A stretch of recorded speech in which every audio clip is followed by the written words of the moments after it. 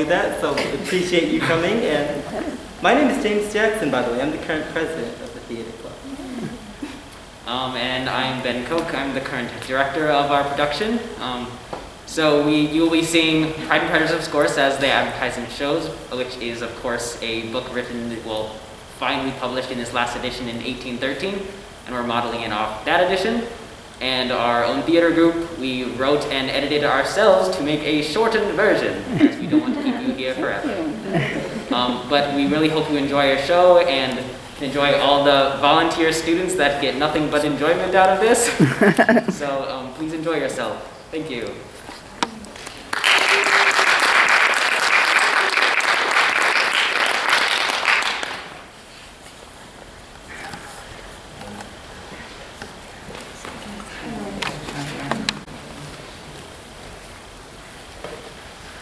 It is a truth, universally acknowledged, that a single man in possession of a good fortune must be in want of a wife. However little known the feelings or views of such a man may be upon his first entering a neighborhood, this truth is so well fixed in the minds of the surrounding families that he is considered the rightful property of some one or other of their daughters. My dear Mr. Bennet, have you heard that none of your parties will come last?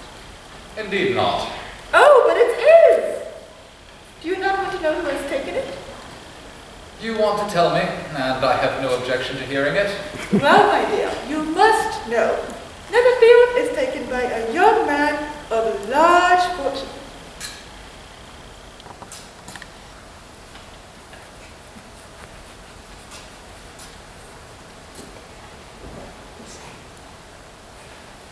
What is his name?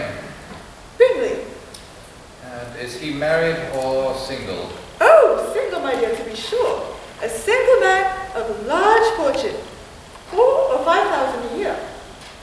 What a fine thing for our girls. How so? Oh, How can it affect them? Oh, Mr. Bennet, how can he be so tiresome? You must know that I'm thinking of his marrying one of them. Is that his design in settling here? Design? Nonsense. But, however, it is very likely that he may fall in love with one of them, and therefore you must visit him as soon as he comes. I see no occasion for that. But consider your daughters. Think of what an establishment it will be for one of them. Indeed you must go, for it will be impossible for us to visit him if you do not. You are over-scrupulous, surely. I dare say Mr. Bingley will be very glad to make your acquaintance, and I will send a few lines by you to assure him of my hearty consent to his marrying whichever he chooses of the girls. Oh, Mr. Bennet, how could you abuse your children in such a way? You take delight in vexing me. You have no compassion on my poor nerves. You mistake me, my dear. I have a high regard for your nerves. They are my dear old friends. Ah, you don't know what I suffer. But I hope you will get over it, and live to see many a man of 4,000 a year come into the neighborhood. It will make no difference if 20 such should come, since you will not visit them. Depend upon it, my dear, that when there are 20, I will visit them all.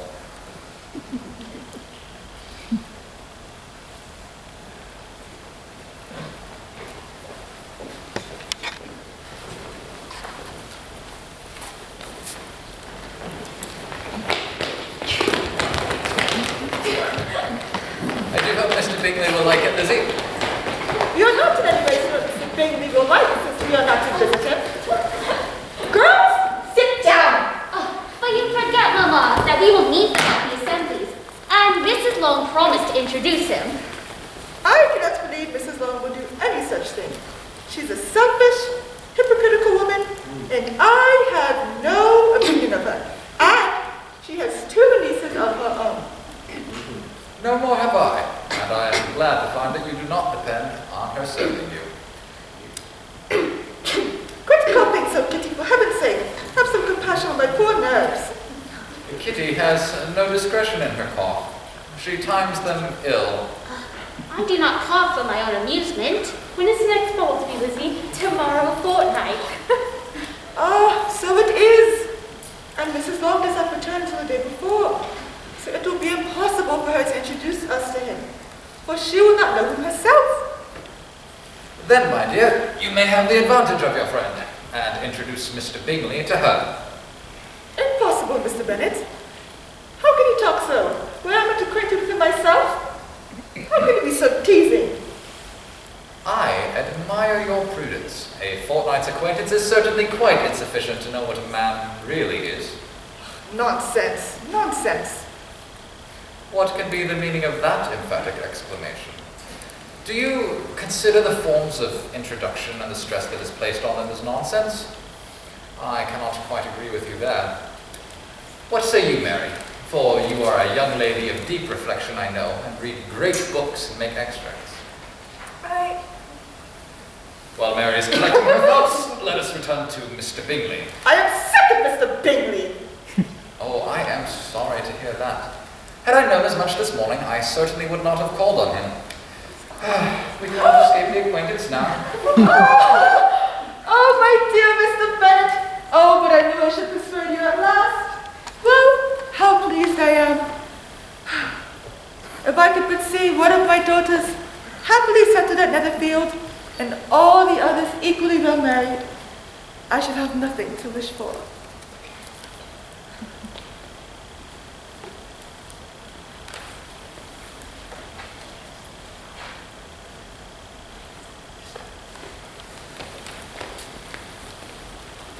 What might Mr. Bingley be like? Curiosity was the bane of us all. Would he be tall or handsome, dark or stately? We, Mama and all my sisters attacked Papa with questions and suppositions, but he eluded the skill of us all. We were at last obliged to accept the second-hand intelligence of Lady Lucas, whose report was highly favourable. She called him young, handsome, extremely agreeable, and, to top the whole, he was meant to be at the next assembly with a large party. How delightful! To be fond of dancing is certainly a step towards falling in love, you know.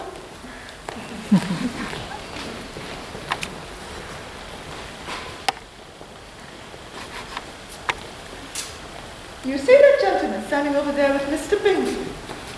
Well, Lady Lucas has just informed me that he is Bingley's oldest friend, a Mr. Darcy. Bingley's wealth is nothing compared to his. 10,000 a year at least. Certainly features that are full of the compliments of many, but I dare say it is not Darcy but Bingley that catches Jane's liking. If I should get the chance to dance with either of them, I should forget my plane. Quiet! They are coming over. Sir William, Mrs. Bingley. Mr. Bingley expressed his wish to become acquainted with you and your lovely daughters. Oh, how very good of you, sir. My daughters, this is my eldest, Jane, and Lizzie, and Mary sits over there reading, and Kitty and Lydia, my youngest. Delightful. Delighted. I am absolutely delighted to make your acquaintance. Oh, we are most honored. A man as fortunate as yourself. So genteel and proper. Well, girls, isn't he a decent young man? Yes. And a man of such prosperity. Yes, well. Oh, I beg your pardon, Mrs. Bennet. May I introduce my friend, Mr. Darcy? A great pleasure to meet you as well, Mr. Darcy. Well, it looks as though another dance is about to begin. I hope the two of you are as fond of dancing as we are here. Yes, quite. Miss Bennet, if you are not previously engaged, perhaps I might have the honour of the next dance? Yes, you may. I am not engaged.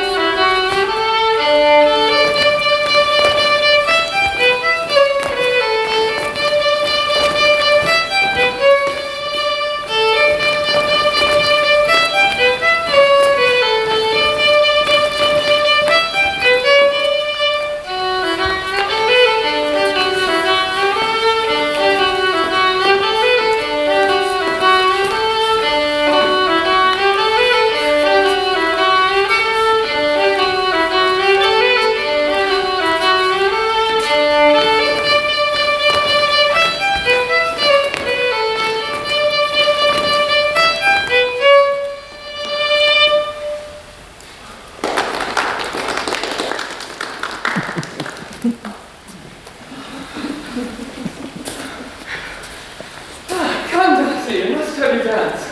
I hate to see you standing about by yourself in this stupid manner. You would much better dance. I certainly shall not. You know I detest it unless I'm particularly acquainted with my partner. At such an assembly as this, it'd be insupportable. Your sisters are engaged at present, and there is not another woman in this room who would not be a punishment for me to stand up with. My word, Darcy, I would not be so fastidious as you are for a kingdom. On my honor, I never met with so many pleasant girls in my life, and there are several of them you see uncommonly pretty. You are dancing with the handsomest girl in this room. Oh, she's the most beautiful creature I ever beheld. But, Darcy, look, there's one of his sisters just there, who is very pretty, and I dare say very agreeable. She is tall, but not handsome enough to tempt me. Bingley, I'm in no humor at present to give consequence to young ladies who are slighted by other men. You'd better return to your partner and enjoy her smiles. You're wasting your time with me.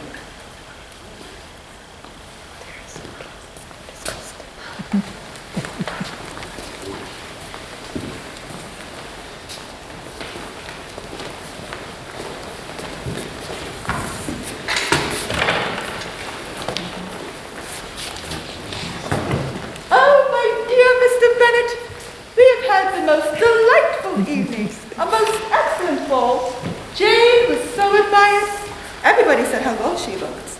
And Bingley thought her quite beautiful and danced with her twice. For God's sake, if he had had any compassion on me, he would not have danced half so much. I believe he'd sprained his ankle at the first dance. Well, I overheard Mr. Robinson asking how he liked our American assemblies, and if there weren't a great many pretty women in the room, and which he thought the prettiest, and its answer, immediately to the last question, oh, the eldest Miss Bennet, there cannot be two opinions on that point. Oh, I'm quite delighted with him. He is so charming and so excessively handsome. And his sisters are charming young women. I've never in my life saw anything more elegant than their dresses. I dare say the lace upon Mrs. Hurst's gown. Spare me the descriptions of finery, please. Well, what an excellent evening. Most delightful. Oh, but that obstinate man, Mr. Darcy. Had it not been for the liveliness of his companion, I could very well say the ball would have indeed been ruined. And such shocking rudeness, especially towards our dear Lizzie. Slighted my Lizzie, did he? Poor Lizzie to only be tolerable. I beg you would not put it into Lizzie's head to be vexed by his ill treatment. For he is such a horrid, disagreeable man. Oh, my dear, I wish you had been there. I quite detest the man. Miss Bingley said that he never speaks much, unless among his most intimate acquaintances. With them he is remarkably agreeable. I do not believe a word of it. If he was so very agreeable, he would have danced more. Everybody says he is eat up with pride. I do not mind, but I wish he had danced with Lizzie. Another time, Lizzie. But I would not dance with him, if I were you. I believe I may safely promise you, ma'am, never to dance with him. By all that I have ever read, I'm convinced that pride is a very common feeling, that human nature is particularly prone to it. Vanity and pride are different things, however. A person may be proud without being vain. Vanity relates more to our opinion of ourselves, and pride to what we would have others think of us. One cannot wonder that so very fine a young man, with family, fortune, and everything in his favor, should think so highly of himself. If I may so express it, he has a right to be proud. I could easily forgive his pride if he had not mortified mine.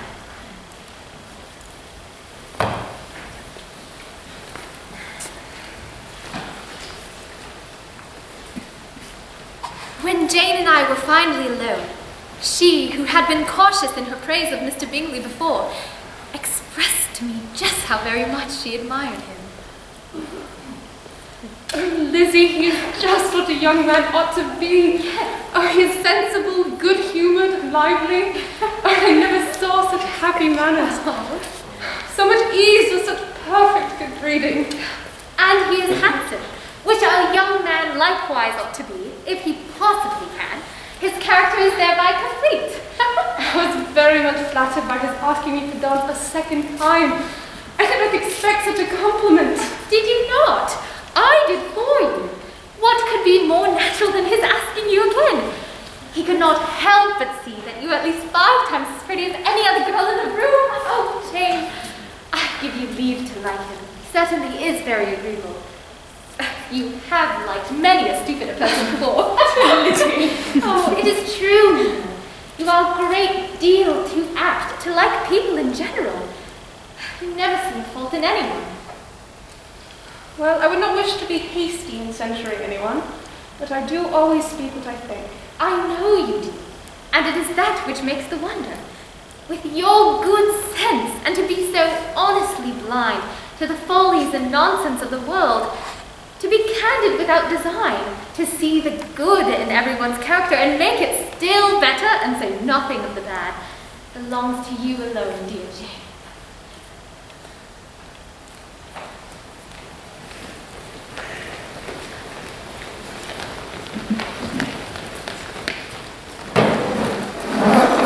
Between my dear brother and Darcy, there is a very steady friendship, in spite of great opposition of character. Charles has the firmest reliance on the strength of Darcy's regard, and of his judgment, the highest opinion. In understanding, Darcy is the superior. My brother is by no means deficient, but Darcy is clever. He is at the same time haughty, reserved, and fastidious, and his manners, though well-bred, are not inviting. In that respect, Charles has greatly the advantage. Whereas Charles is sure of being liked wherever he appears, Darcy is continuously giving offense. Well, I must say, I never met with so many pleasant people, or prettier girls, all my life. Everybody was most kind, most attentive. Do you not think so? On the contrary, I observed nothing of the kind. It was a collection of people in whom there's little beauty and no fashion. Oh, Mr. Darcy, but did nothing fancy you? Indeed not. I had not the smallest interest in anyone or anything. Ah, Miss Bennet, I could not conceive of an angel more beautiful. Come now, Darcy, admit it. I acknowledge she is pretty, but she smiles too much. She is indeed a sweet girl. Yes, I should say I admire Miss Bennet for all her being raised in the country, and such a family. I should not object to no more of her. Therefore, brother, I give you leave to think of her as you wish.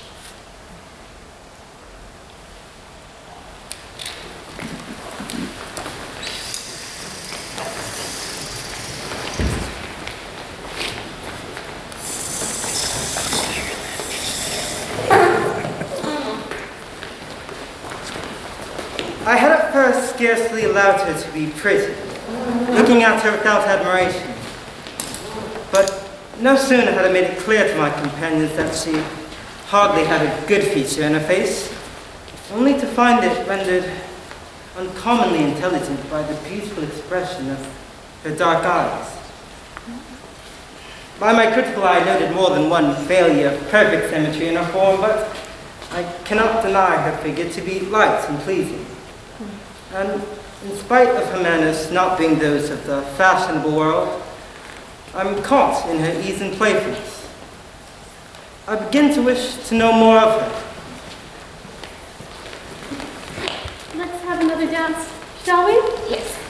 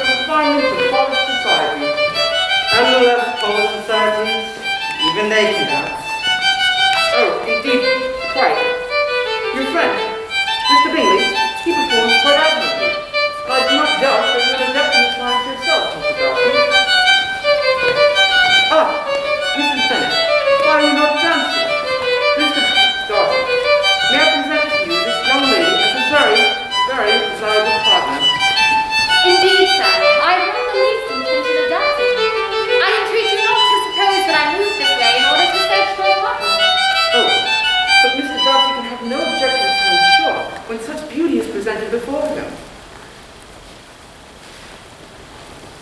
I'd be very happy if you'd give me the honor of the next dance, Miss Bennet. Forgive me, I am not inclined to dance. Mrs. Bennet, you are cruel to deny me the happiness of seeing you dance. Consider the inducements. Who could object to such a partner?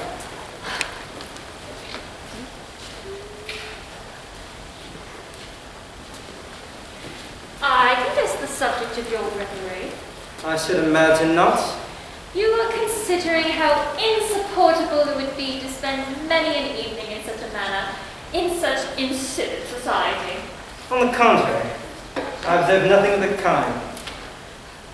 My mind is more agreeably engaged. I've been meditating on the very great pleasure which a pair of fine eyes in the face of a pretty woman can bestow. Tell me, which lady has the credit of inspiring such reflections? Miss Elizabeth Bennet. Miss Elizabeth Bennet? I have to say, I am all astonishment. How long has she been such a favorite? And pray, when am I to wish you joy? You will be having a charming mother-in-law. The lady's imagination is very rapid. It jumps from admiration to love, and from love to matrimony in a moment. Nay, if you are serious about it, then I shall consider the matter is absolutely settled. Mr. Bingley likes your sister Jane undoubtedly, but he may never do more than like her if she does not help him on.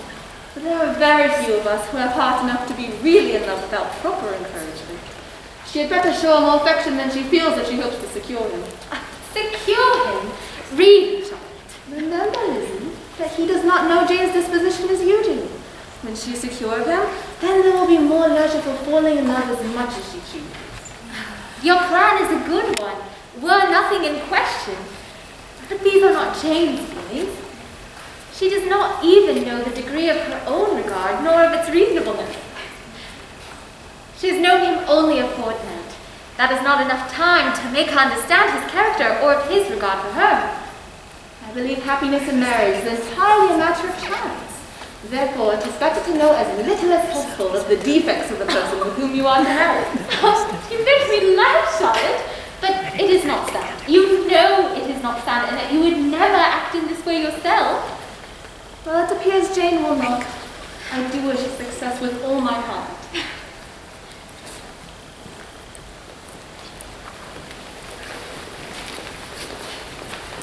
How had the evening passed by so swiftly? I felt as though I were but a moment speaking to Mr. Bingley before it was already time to depart. Oh, how to put to words that language only formed by a heart in love. But for now, my sentiments must be content to remain hidden from all but my dearest Lizzie. We had scarce returned home from the ball before Mamma began to recount the events of the evening, sharing with us the recent news and latest fashions from abroad. The conversation soon turned to the ramblings of Kitty and Lydia on how handsome the officers were, how finely they danced, and how they longed to see them again soon. Poor Papa.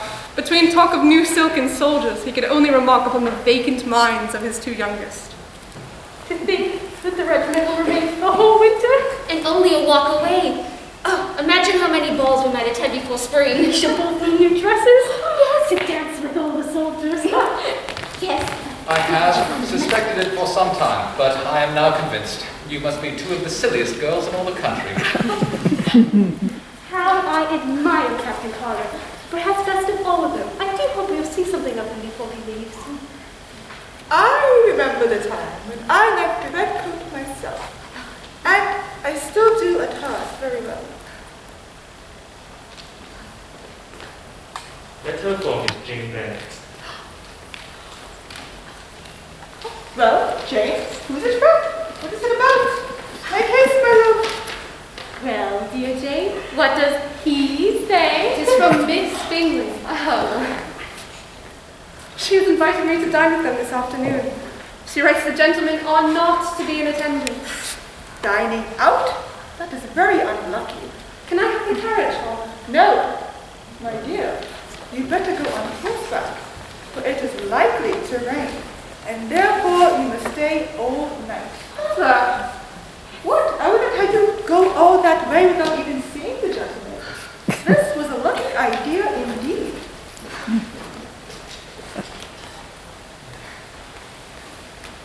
The very next morning, I received a letter from Jane stating that she was quite unwell and that Mr. Bingley insisted upon her staying at Netherfield until she were better. Well, my dear, if our daughter should die of this illness, it will be of great comfort to know that it was all in pursuit of Mr. Bingley, and under your orders. Oh, nonsense. People do not die of trifling colds. As long as she stays there, it is all very well. She'll be good taken care of. I must go and see her, Papa. Is this a hint to me, Lizzie, to send for the horses? Oh, no. I'd much rather walk. The distance is nothing when one has a motive. Walk? 3 miles in all this dirt? How can you be so silly as to think of such a thing?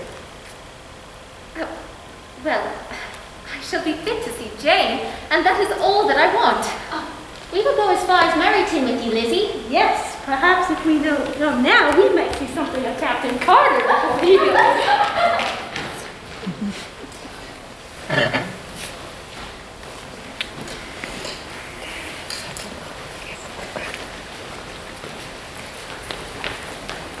Miss Elizabeth Bennet's arrival created a great deal of surprise.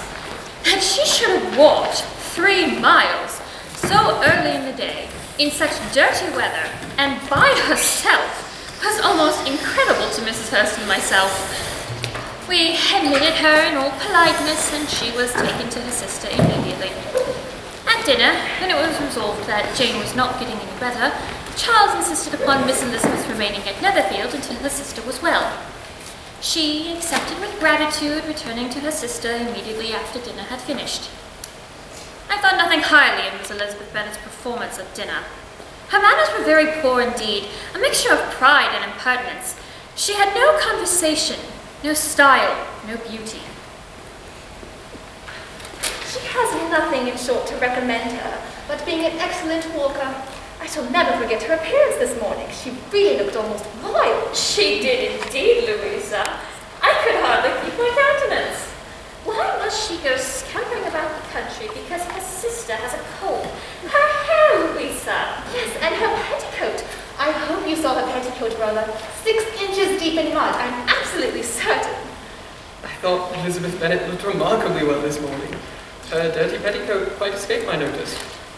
You observed it, Mr. Darcy, I am sure. And I am inclined to think that you would not wish to see your sister make such an exhibition. Certainly not. To walk 3 miles above her ankles in dirt, and alone, quite alone. It seems to me to show a remarkable sort of conceited independence. It shows an affection for her sister that is very pleasing.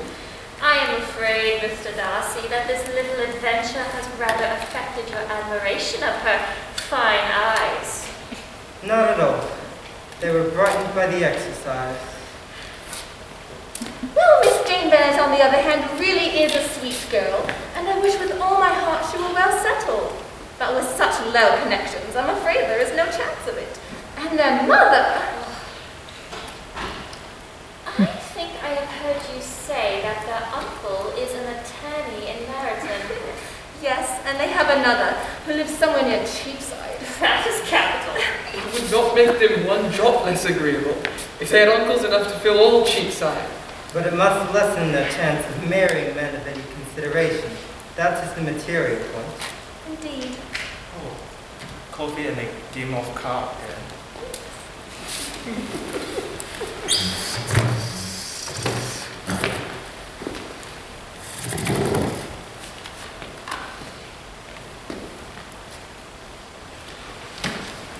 Miss Bennet, may I inquire after your sister? Thank you. Jane has just gone to sleep. I believe she is improving. I'm glad to hear it. Won't you join us? Oh, no. I assure you I will be quite delighted with the book. Oh, you prefer reading on a card, do you? Miss Elizabeth Bennet despises cards. She is a great reader and has no love of anything else. I deserve neither such praise nor such censure. I am not a great reader, and I take delight in anything. In nursing your sister, I'm sure you take pleasure. And I hope that you will soon be rewarded by seeing her quite well again. Thank you, sir. Is Miss Darcy much grown since the spring? I believe so. She's now about Miss Elizabeth Bennet height. How I long to see her again. I never met anyone who quite delighted me so much, and so extremely accomplished for her age. Her performance on the pianoforte is exquisite. Yes, it is amazing to me how young ladies have the patience to be so very accomplished as they all are.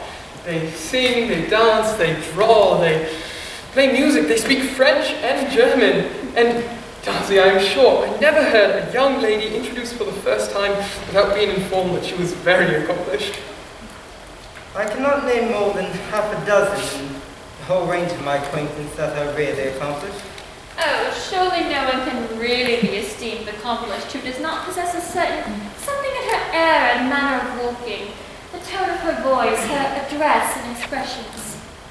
All this she must possess, and to all this she must add something more, and the improvement of her mind by extensive reading. I no longer wonder at your knowing only 6 accomplished women. I now rather wonder at your knowing any. Are you so severe upon our own sex? Never have I met with such a woman. Never such capacity, taste, application, and elegance as you describe united. I shall have to disagree with you, Miss Bennet. This has been the most unagreeable game.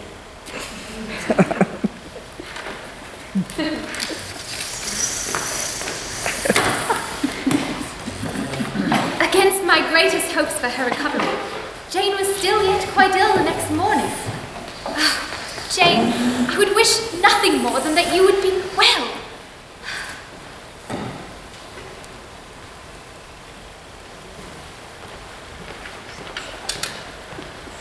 Miss Bennet.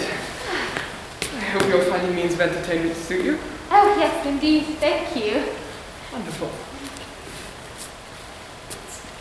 How delighted Miss Darcy will be to receive such a letter. Dear Georgiana, pray tell her how I long to see her. If you wish.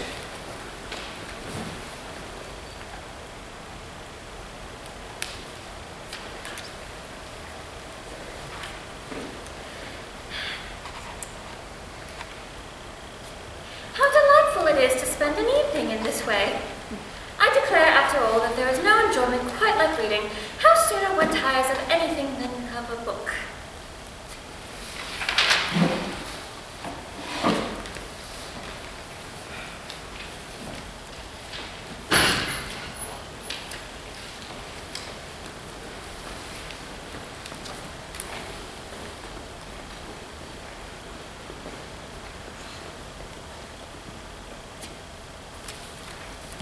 Miss Elizabeth, let me persuade you to follow my example and take a turn about the room. I assure you, it is very refreshing.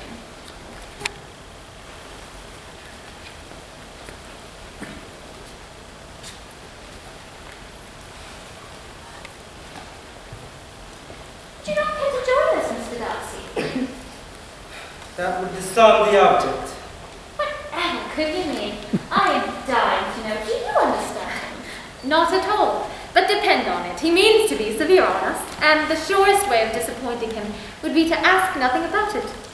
Nay, I must insist upon an answer. Mr. Darcy, delight us with your explanations. You are conscious of the fact that your figures appear to be the greatest advantage in walking. Therefore, I can admire you much better from where I sit. Oh, shocking. I never heard anything so abominable. How shall we punish him? Nothing so easy. Tease him, laugh at him. But upon my honor, I cannot. Tease, laugh at Mr. Darcy. Impossible. He is a man without fault. A man without fault indeed. Well, that is an uncommon advantage. It would be a great loss to me to have many such friends when I dearly love a laugh. Miss Bingley has given me more credit than can be. The wisest and best of men may be rendered ridiculous by a person whose first object in life is a joke. Certainly there are some who may, but I hope I am not one of them. I hope that I never ridicule what is wise and good. Follies and nonsense, whims and inconsistencies, they do divert me. But I own and I laugh at them whenever I can. But these, I suppose, are precisely what you are without. That is not possible for anyone. But it has been my study to avoid those weaknesses which expose a strong understanding to ridicule. Such as vanity and pride. Yes, vanity is a weakness indeed. But pride, where there is a real superiority of the mind, pride will always be under good regulation. I have faults enough, Miss Bennet, but they are not, I hope, of understanding. My temper I dare not vouch for. It may perhaps be called resentful. My good opinion once lost is lost forever. Well, that is a failing indeed. But I cannot laugh at it. You are safe from me. I believe that every disposition has some tendency to a particular evil. And yours is a propensity to hate everybody. And yours is to willfully misunderstand. Do let us have a little music, Louisa?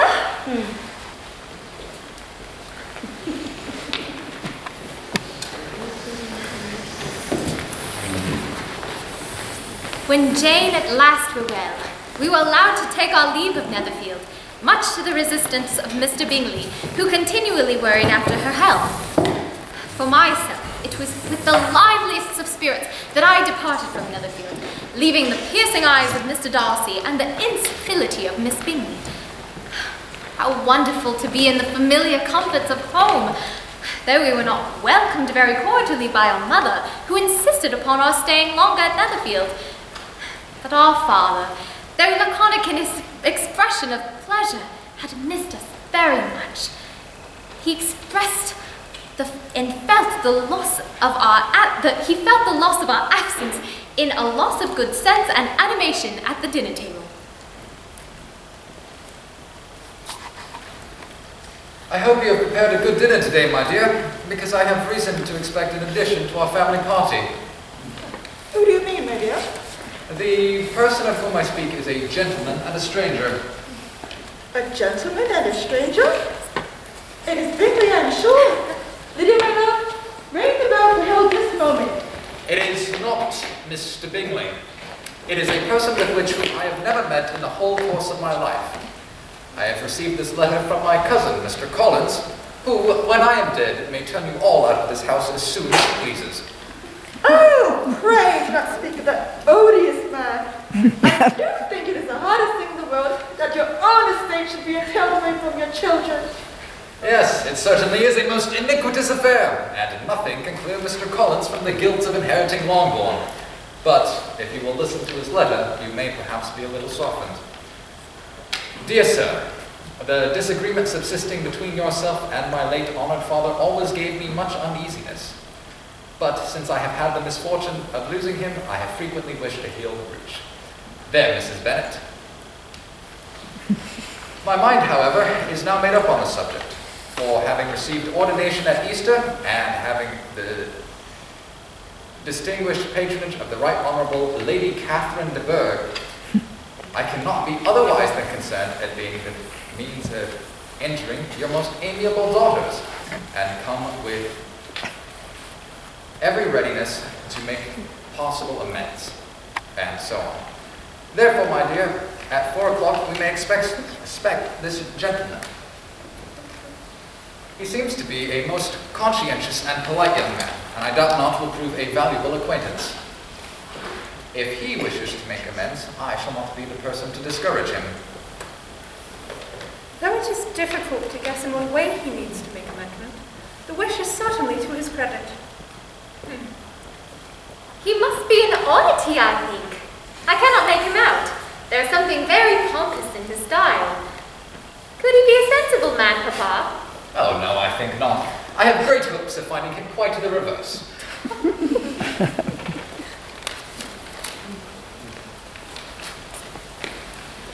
Mr. Collins was punctual to his time and was received with great politeness.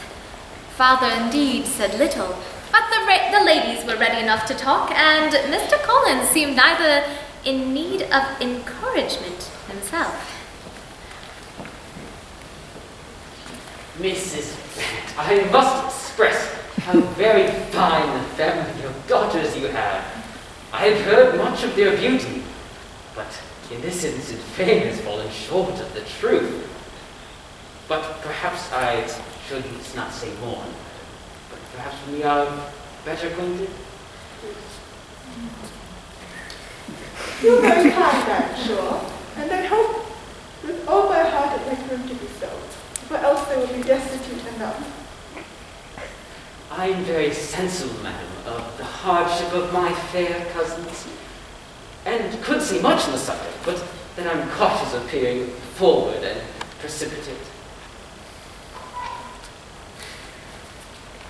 You are very kind and fortuitous, sir. As customary of a person of my position, and according to the express wish of my lady patroness, Lady Catherine de Bourgh. At the present, I will not say more, but perhaps when we are better acquainted. Good night, Mr. Ravenhill. Oh, what a fine fireplace you have. It reminds me nearly of the much larger ones at Rosings Park. There's several of them, I should say, for there are many.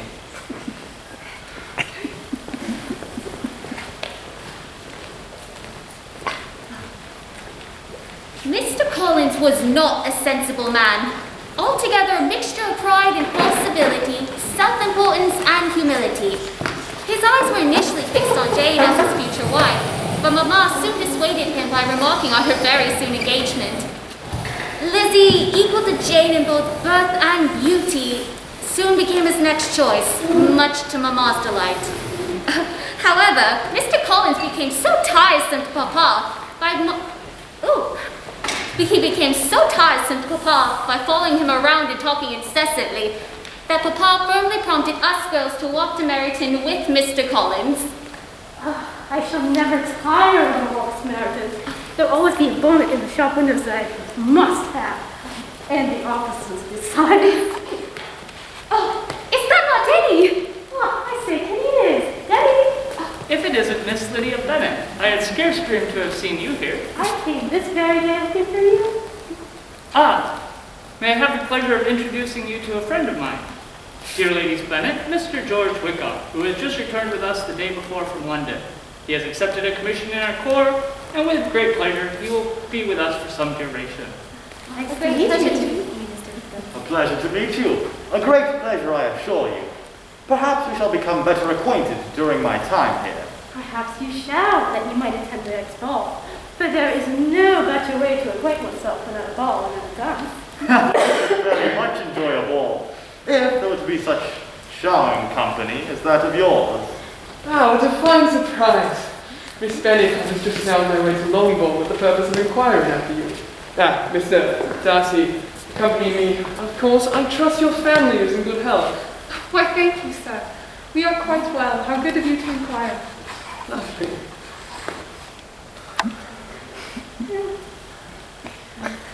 Yes. Ah. Well, perhaps we must be on our way then. Oh, pardon you must excuse us. Miss Bennet, I hope we shall meet again soon. That would be lovely, Mr. Bingham. At a ball, perhaps? I should hope so as well.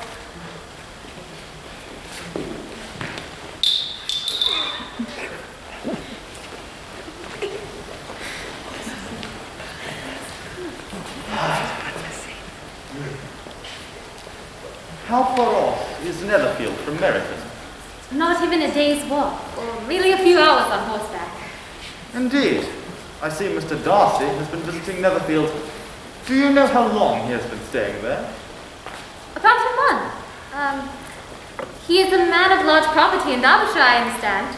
Yes, his estate there is a noble one.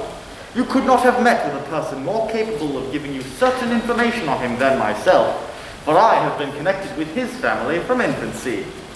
You may well be surprised, Miss Bennet, at such an assertion after seeing, as you probably did, the very cold manner of our meeting just now. Are you very much acquainted with Mr. Darcy? Oh, as much as I ever wished to be. I've spent 4 days in the same house as him, and I found him very disagreeable. Indeed. I believe your opinion of him would in general astonish. Upon my word, he is not at all liked in Hertfordshire. Everyone is disgusted with his pride. I wonder whether he is likely to remain in this country much longer. I do not at all know. I heard nothing of his going away when I was at Netherfield. But I hope your plans will not be affected by his being in the neighborhood. Oh, no, it is not for me to be driven away by Mr. Darcy. If he wishes to avoid seeing me, then he must go. We are not on friendly terms, and it always gives me pain to meet him. His father, Miss Bennet, the late Mr. Darcy, was one of the best men that ever breathed. And I can never be in company with this Mr. Darcy without being grieved to the soul by 1,000 tender recollections. His behavior to myself has been scandalous. A military life is not what I was intended for. The church ought to have been my profession. I should at this time have been in possession of a most valuable living, if not for that man. Indeed. Yes, the late Mr. Darcy was my godfather, and excessively attached to me. He meant to provide for me amply within his will, but when the living fell vacant, it was given elsewhere. But how could this be? How could his will be disregarded? There was just such an informality in the terms of the bequest as to give me no hope from law. A man of honor could not possibly have doubted the intent, but Mr. Darcy chose to doubt it. This is shocking indeed. He deserves to be publicly disgraced. Sometime or other, he will be. But it shall not be by me. Till I can forget his father, I can never defy or expose him. But what can have been his motive? What can have induced him to behave so cruelly? I had not thought Mr. Darcy so bad as this, though I have never liked him.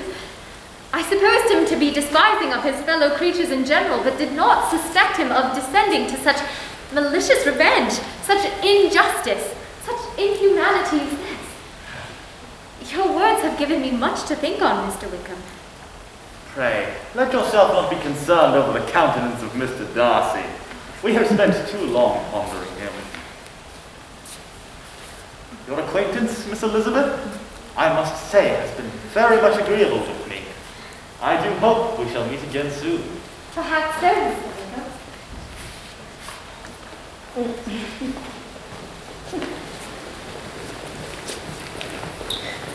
The prospect of meeting with Mr. Wickham again, I must admit, was quite pleasing to me. Soon seemed quite likely, for there was no doubt in my mind of his attending the ball the next evening.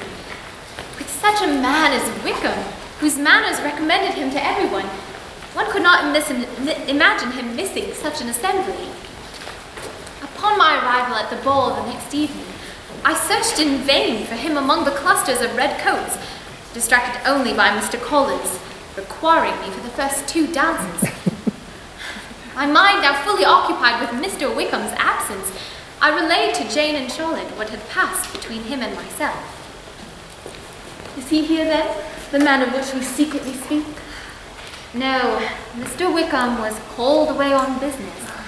But, as Denny put it, perhaps he would not have been called away just now if he had not wished to avoid seeing a certain gentleman here. I dare say you will find Mr. Darcy very agreeable. Heaven forbid! That would be the greatest misfortune of all, to find a man agreeable that one is determined to hate. Dear Miss, don't be a simpleton and allow your fancy for Wickham to make you appear unpleasant, especially in the eyes of a man of 10 times his consequence. I know not how to believe that Mr. Darcy could be so unworthy of Mr. Bingley's regard, but for the words to come from a man of such amiable appearance as Mr. Wickham. I can much more easily believe Mr. Bingley's being imposed on than that Mr. Wickham should invent such a history of himself. Names, facts, all said without ceremony. If it be not true, let Mr. Darcy contradict it. Besides, there was truth in his looks. It is difficult indeed, but take care with him. Do not let your feelings for Wickham prevail over your good sense. It is distressing. One does not know what to think. I beg your pardon. One knows exactly what to think of Mr. Darcy. Miss Bennet, would you do with the honour of the next dance? I had not. Why, thank you, yes.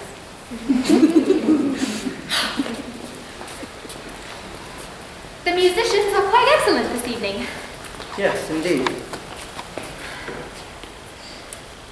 It is your turn to say something now, Mr. Darcy.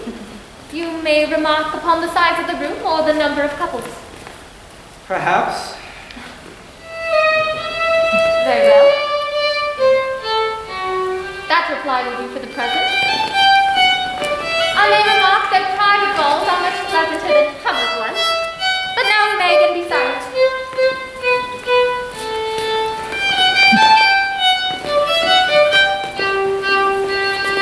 You talk by rule then while dancing?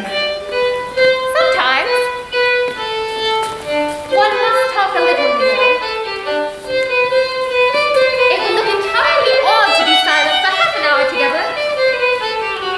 And yet, for the advantage of some, conversation ought to be so arranged that they may have the trouble of saying as little as possible. Are you consulting your own feelings in the present case, or do you imagine that you are gratifying mine? Both. I've always seen a great similarity in the turn of our minds. We are both of an unsocial, taciturn disposition, unwilling to say anything unless we expect to amaze the whole room. That is no very striking resemblance of your own character, I'm sure. Do you and your sisters often walk to Meryton? Yes, quite often. When you had met us there the other day, we were just forming a new acquaintance. Mr. Wickham is blessed with such happy manners as to ensure his making friends. Whether he's equally capable of keeping them is less certain. He has been so unlucky as to lose your friendship, and in a manner he is likely to suffer from all his life. I am most highly gratified indeed, my dear sir. Such fine dancing is not often seen, and I must hope to have it repeated when a certain desirable event shall take place. Oh, but congratulations will then flow in. But let me not interrupt you further. I'm sure you will not thank me for distracting you from the bewitching converse of this young lady. Sir William's interruption has made me forget what we were talking of. I do not believe we were speaking at all. Sir William could not have interrupted two people who had less to say for themselves. What think you of books? Books? Oh no, I'm sure we never read the same, or not with the same feelings. I'm sorry you think so. But if that be the case, there can at least be no want of the subject. We may compare different opinions. No, I cannot talk of books in a ballroom. My head is always filled with something else. The present always occupies you with such scenes? Yes, always. I remember you said once, Mr. Darcy, that your resentments once created were unappeasable. You are very cautious, I suppose, as to their being created? I am. And never allow yourself to be blinded by prejudice? I hope not. May I ask to what these questions tend? Merely to the illustration of your character. I'm trying to make it out. And what is your success? I do not get on at all. I hear so many different accounts of you as to puzzle me exceedingly. I could wish, Miss Bennet, that you were not to sketch my character out at the present moment, as there's reason to fear the performance would reflect no credit on either of us. But if I do not take your likeness now, I may never have another opportunity. I would by no means suspend any pleasure of yours, Miss Bennet.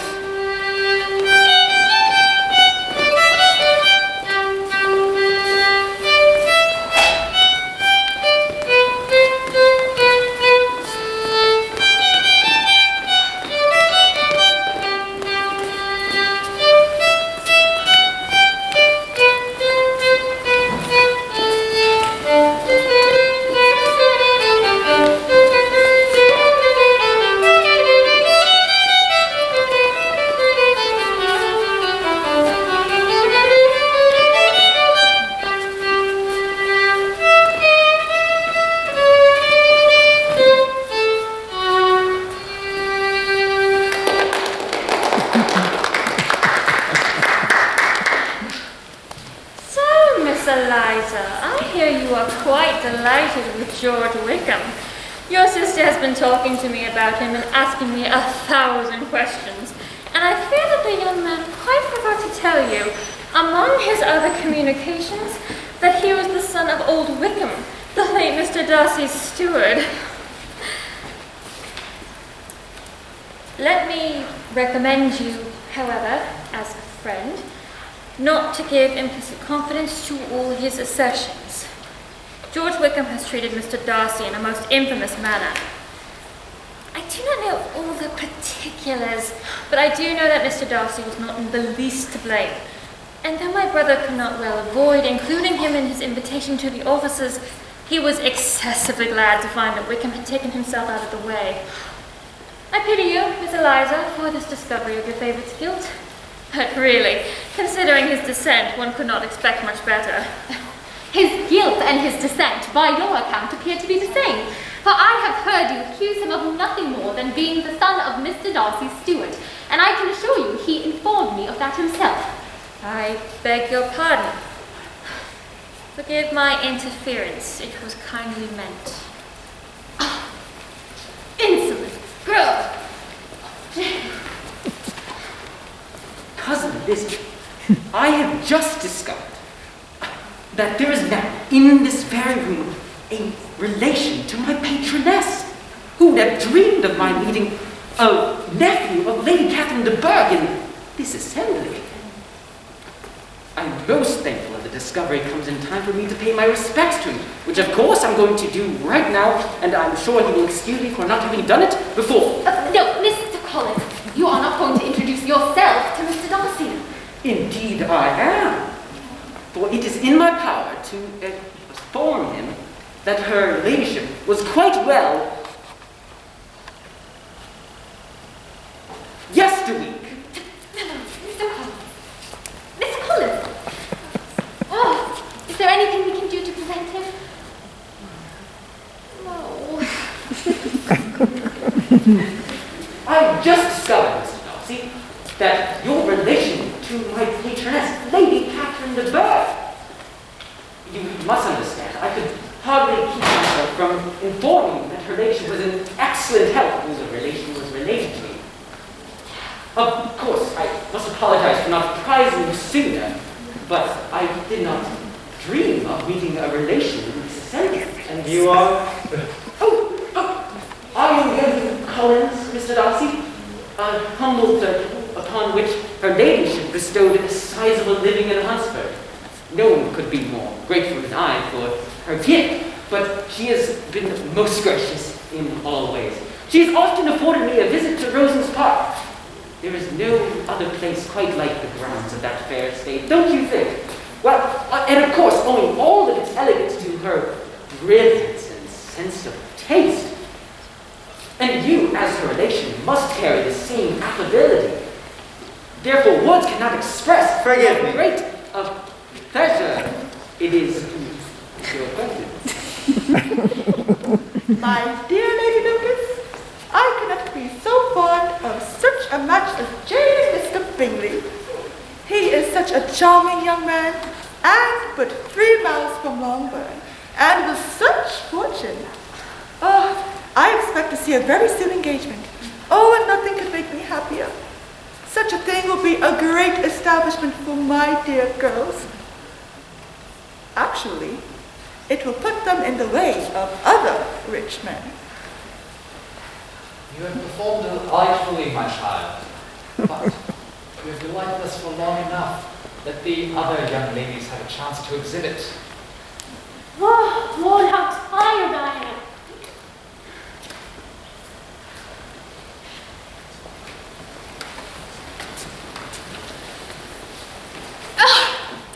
Had my family made an agreement to expose themselves to as much ridicule as possible during the evening, they could not have played their parts with more spirit or finer success. That Mr. Darcy and his sisters should have such an opportunity of ridiculing my relations. My only relief was that Mr. Darcy never ventured to speak with me again for the rest of the evening. Not soon enough we were home. And next morning, however, bore no respite for me. May I, madam, to solicit for the honor of a private audience with your fair daughter Elizabeth? Oh, why, yes. I am sure she will be very happy about it, and I'm sure she will have no objections. Come, Kitty, I want you upstairs. Come.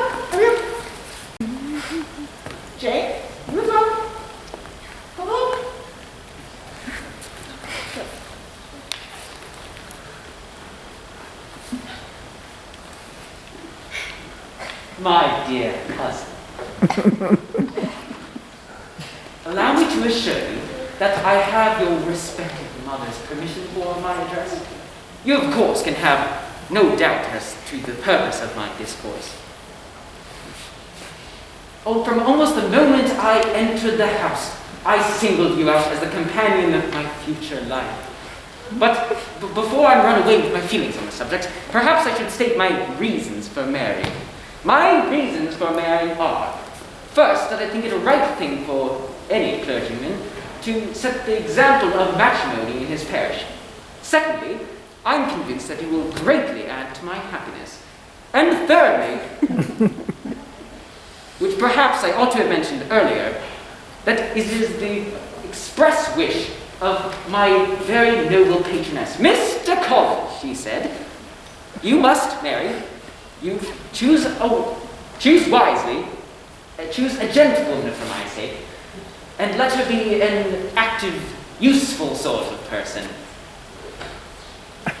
The fact is that being as I am to inherit the Longbourn estate after the death of your honorable father, I could not satisfy myself without resolving to choose a wife from among his daughters. And now, therefore, nothing remains but to assure you in the most animated language of the violence of my affection. You are too hasty, sir. You forget that I have made no answer. Allow me to do so now without further loss of time. Accept my thanks for the compliments you are paying me. I'm very sensible in the honor of your proposals, but to accept them is absolutely impossible. You could not make me happy, and I am convinced that I am the last woman in the world that could make you so. My dear cousin, my situation in life, my connection with the family of de Burgh, and my relation to your own are situations highly in my favor. You ought to take it into further consideration that, despite your manifold attractions, it is by no means certain that another offer of marriage may ever be made you. Mr. Collins, I thank you again and again for the honor you have done me in your proposals, but to accept them is absolutely impossible. My feelings in every respect forbid it. Can I not speak plainer? Do not take me now as an elegant female intending to plague you, but as a rational creature, telling the truth from my heart. You are uniformly charming, and I am sure, when counseled by your excellent parents, that my proposals will not fail at being acceptable. Mr. Bennett! You have not wanted immediately. We are all in an uproar.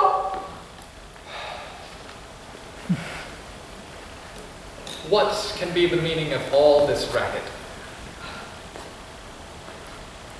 Lizzie and Mr. Collins. Lizzie, you must come and make Lizzie marry Mr. Collins. She begins to declare that she will not have him, and he begins to say that he will not have her. And if you do not make haste, nothing will happen. I have not the pleasure of understanding you. Of what are you speaking? Of Mr. Collins and Lizzie. Lizzie declares that she will not have him, and he begins to say he will not have her. And what am I to do on the occasion? It seems a hopeless business. Make her marry Mr. Collins. Insist upon her marrying him. Bring her to me. Let me speak with her. Lizzie! You're wanted downstairs!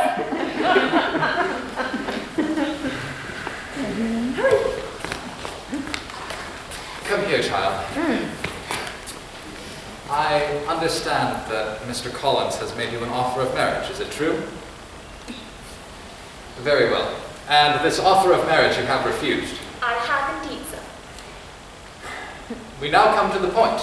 Your mother insists upon you marrying Mr. Collins. Is that not so, Mrs. Bennett? Yes. Well, I will never see her again. An unhappy alternative is before you, Elizabeth. From this day forward, you must be a stranger to one of your parents. Your mother will never see you again if you do not marry Mr. Collins. And I will never see you again if you do. Oh, Mr. Bennett!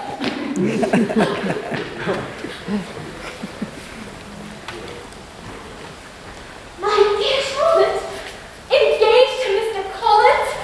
Impossible! Why should you be so surprised, my dear Lizzie? Do you think it incredible that Mr. Collins should be able to procure any woman's good opinion? Because he was not so happy as to succeed with yours. You know that's not... Yes, I admit I was surprised. But if Mr. Collins has been so fortunate as to procure your affections, then I wish you all imaginable happiness. I see what you are feeling. You must be surprised, very much surprised, so lately as Mr. Collins was wishing to marry you. But when you've had time to think it over, I hope you'll be satisfied with what I've done. I'm not romantic, you know. I never was. I ask only a comfortable home. And considering Mr. Collins' character, connections, and situation in life, I am convinced that my chances of happiness with him are as fair as most people can boast upon entering a marriage state. Undoubtedly.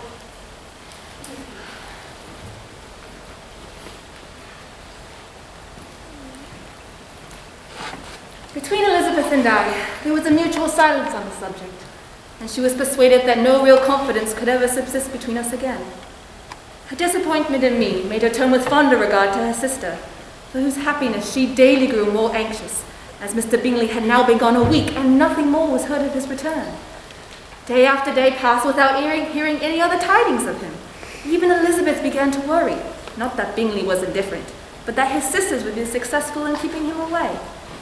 As for Jane, her anxiety under the suspense was of course painful, but whatever she felt, she was desirous of concealing. However, no such delicacy restrained their mother.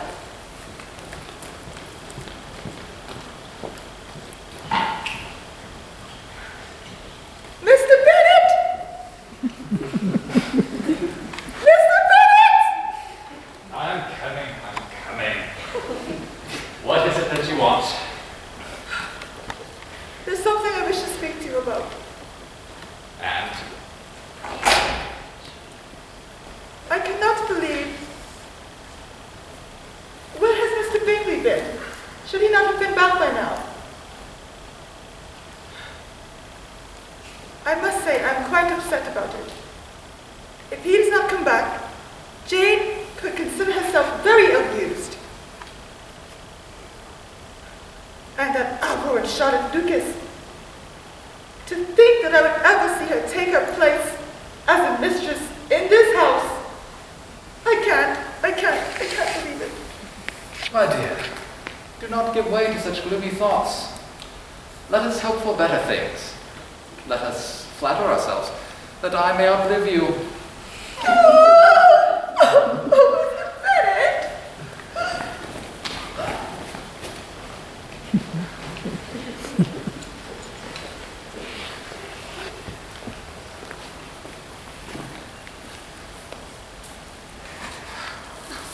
That my dear mother had more command over herself. Oh, she can have no idea of the pain she causes by her continual reflections on Mr. Bingley. But I will not repine. He will be forgot, and we shall all be as we were before. Stop it, Lizzie. I see the way you look at me. You shall live in my memory as the most amiable man of my acquaintance. But that is all. I have nothing to either hope or fear, and nothing to reproach him with. Thank God I have not that pain. A little time, therefore. I shall certainly try to get better. Oh, dear Jane, you're too good. I feel as though I have never loved you as much as you deserved. True, there are so few people whom I really love, and still fewer of whom I think well. I have been met with too strong an instance in Mr. Collins's marriage to Charlotte. This is disagreeable in every view. It is disagreeable. Lizzie, you do not take into account differences of situation or temper. Consider Charlotte's character. Mr. Collins is a narrow-minded, pompous, silly man. You know it, as as well as I do, and you must feel as well as I do that the woman that married him cannot have any proper sense. Lizzie, that is unkind. And I hope you will be shamed by seeing them very happy together. Lizzie, James, What's not the gardener have come? and our cousins are with them. They're just up the road. Yes, I do hope they brought presents. Oh, if we leave now, we may meet them there. Yes, let's go. I had best attend to the children.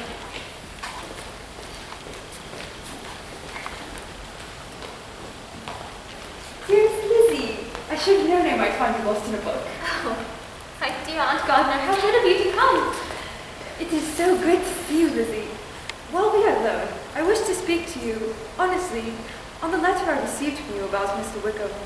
Your partiality for him was clear. You are too sensible a girl, Lizzie, to fall in love merely because you have been warned against it. And therefore, I am not afraid of speaking openly.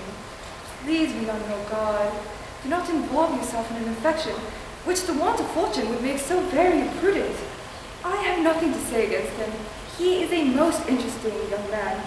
But as it is, you must not let your fancy run away with you. You have good sense, and we all expect you to use it. Oh, my dear aunt, you need not be alarmed. I will take care of myself. And of Mr. Wickham, too. He will not be in love with me if I can help it. Elizabeth, you are not serious. You mustn't humor yourself on such a subject. Pardon me. Allow me to try again. At present, I am not in love with Mr. Wickham. But he is, by all accounts, the most agreeable man I ever saw, though I see the imprudence of it.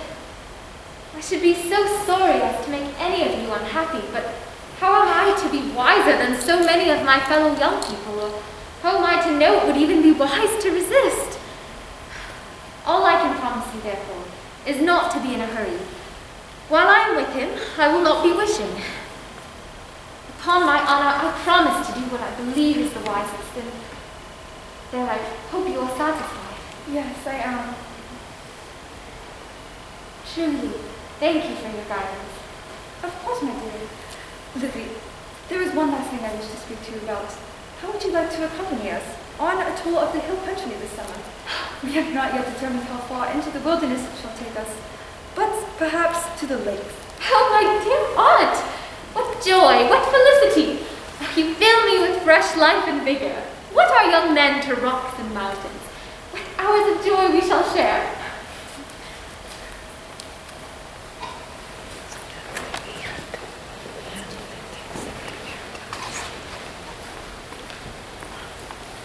Lizzie's pleasure at visiting the lakes was very closely matched by my own, as I was soon to head to London in the hopes of seeing Mr. Bingley.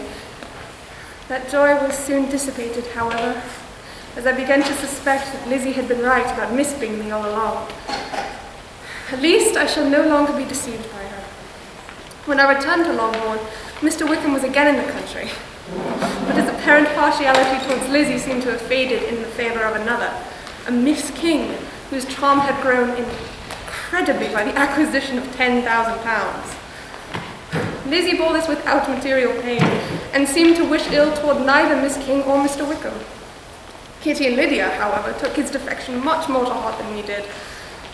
They are young in the ways of the world, and do not yet understand that even handsome young men must have something to live on. Lizzie was soon invited to Hunsford by Charlotte, as well as Charlotte's father and younger sister, Maria. At first, Lizzie did not want to go, but her continued absence from Charlotte seemed to make her look forward to the trip with pleasure, as well as weaken her disgust of Mr. Collins. When she arrived, she was received with all pleasure and immediately showed about the house, with continual praise from Mr. Collins on how everything should have been situated, because of Miss Catherine de Bourgh.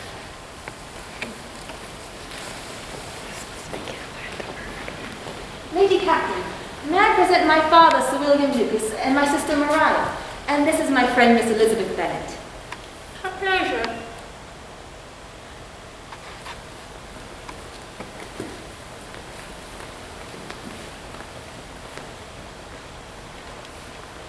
But the changes I ordered to your house are completed, Mr. Collins.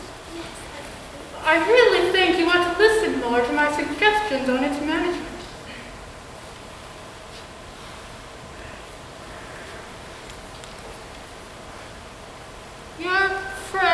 appears to be a genteel, pretty kind of girl.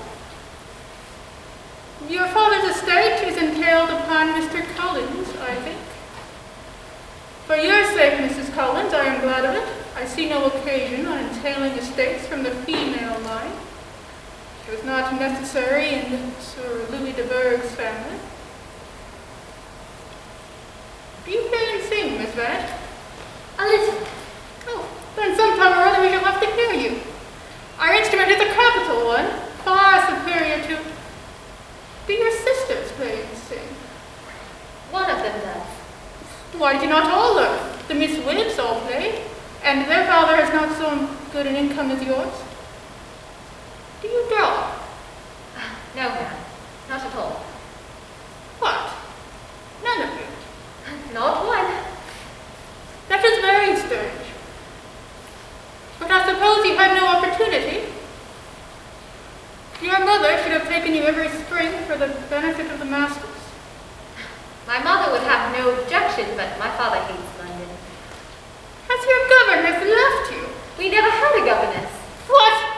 No governess?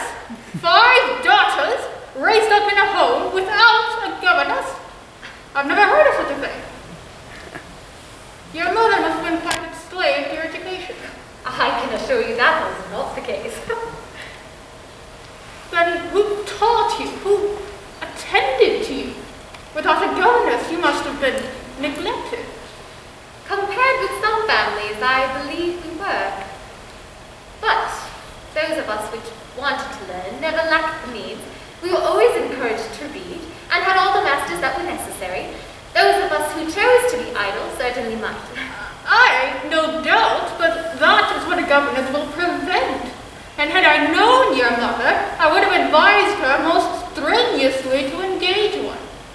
There are many families which I have been the means in providing in that way. Are any of your sisters out, Miss Bennet? Yes, ma'am. All. What? All 5 at once? And you only the second? That is very strange. Your sisters must be very young. My youngest is not yet 16. Oh, perhaps she is full young to be much in company. But really, ma'am, I think it very hard upon younger sisters that they might not have their share in society and amusement simply because the elder do not have the means nor inclination to marry early. The last born has just as much of a right to the pleasures of youth as the first. Besides, I do not think it would promote sisterly affection or delicacy of mind. Upon my word, you speak very decidedly for one so young as your age. Pray tell, what is your age? With 3 younger sisters all grown up, your ladyship can hardly expect me to own it. You cannot be more than 20, I am sure. You need not conceal your age. I am not 21. Mr. Darcy and Colonel Fitzwilliams have arrived.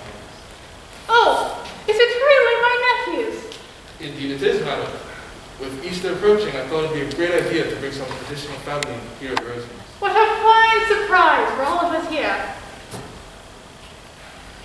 The grounds of Rosemead Park are nice as always. I am so glad you noticed, and I hope your attachment to them greatly increases. I pay particular attention to every detail of their upkeep. Indeed.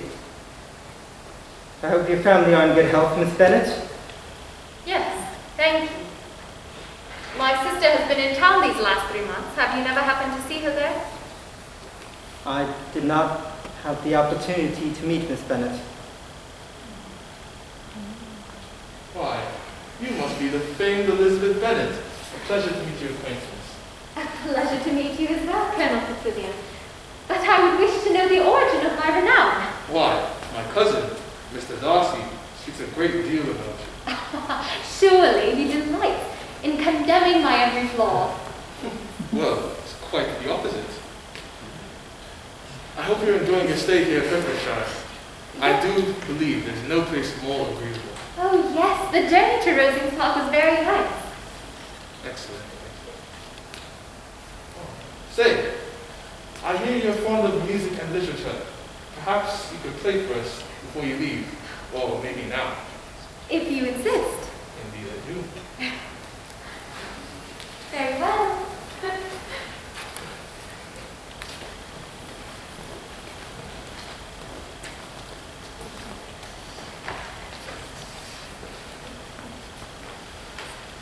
Do you mean to frighten me, Mr. Darcy, by coming in all this day to hear me? Sorry. I've had the pleasure of your acquaintance long enough to know that you find great enjoyment in professing opinions which are not your own. Your cousin will teach you not to believe a word that I say. I'm so very unlucky in meeting with a person so able to expose my true character. It is very discourteous of you, Mr. Darcy. And it is provoking me to retaliate and expose things that will shock your relations. Pray, what do you accuse him of? I would love to hear what my cousin behaves like among strangers. The very first time I saw him was at a ball, where he danced only 4 dances, though gentlemen was guests, and more than one young lady was in want of a partner. I had not at the time the honor of knowing any lady in this assembly beyond my own party. True, and no one can ever be introduced in a ballroom. I feel I am ill qualified to recommend myself to strangers. Oh man, shall we ask why so full of education and sense feels ill qualified to recommend himself to strangers? Because he will not give himself the trouble. I confess, I have not the talent which some possess of conversing easily with strangers. I cannot follow their turn of conversation, nor can I appear interested in their concerns so often I see done. I do not play this instrument as well as I would wish to, but I have always taken that to be my own fault, as I do not take the trouble of practicing. You are perfectly right. You have employed your time much better. No one admitted to the privilege of hearing you could think anything wanted. Neither of us performed to strangers. Fitzwilliam, come here, please. I wish to show you a commission I had of drawn a hand. I would very much like to see it as well.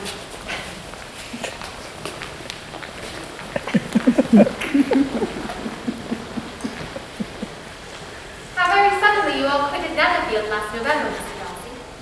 I hope Mr. Bingley and his sisters were well when you left London.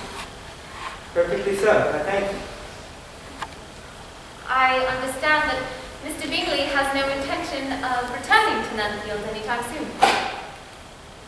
I've not heard him say so himself, but it is probable he will spend very little of his time there in the future. If he means to be but little at Netherfield, it should be better for the entire neighborhood if he should give up the place entirely. I should not be surprised if he were to give it up as soon as any eligible purchase offers should arise. The Collins seem to have a very comfortable house. Lady Catherine, I believe, did a great deal to it when Mr. Collins first came to Hampstead. Yes, indeed. And she could not have bestowed her kindness on a more grateful object, I'm sure. Mr. Collins appears to be very fortunate in his choice of wife. Yes, indeed. But in a prudential light, it is a good match for her as well. Yes, I suppose it would be very agreeable for her to be settled within so easy distance of friends and family. An easy distance, do you call it? It is nearly 50 miles. And what is 50 miles of good road? Yes, I call it a very easy distance. I should never have considered the distance as one of the advantages of the match. That is proof of your own attachment to Hertfordshire. Anything beyond the very neighborhood of Longbourn, I suppose, would appear far. Near and far are relative terms. A woman may be settled too near her family. Yes. You do not want to be settled too near Longbourn.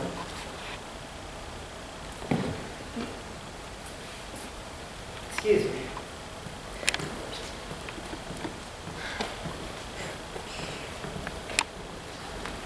Dear Elizabeth, what can be the meaning of this? He must be in love with you. Oh, really, sir? That is impossible. It cannot be.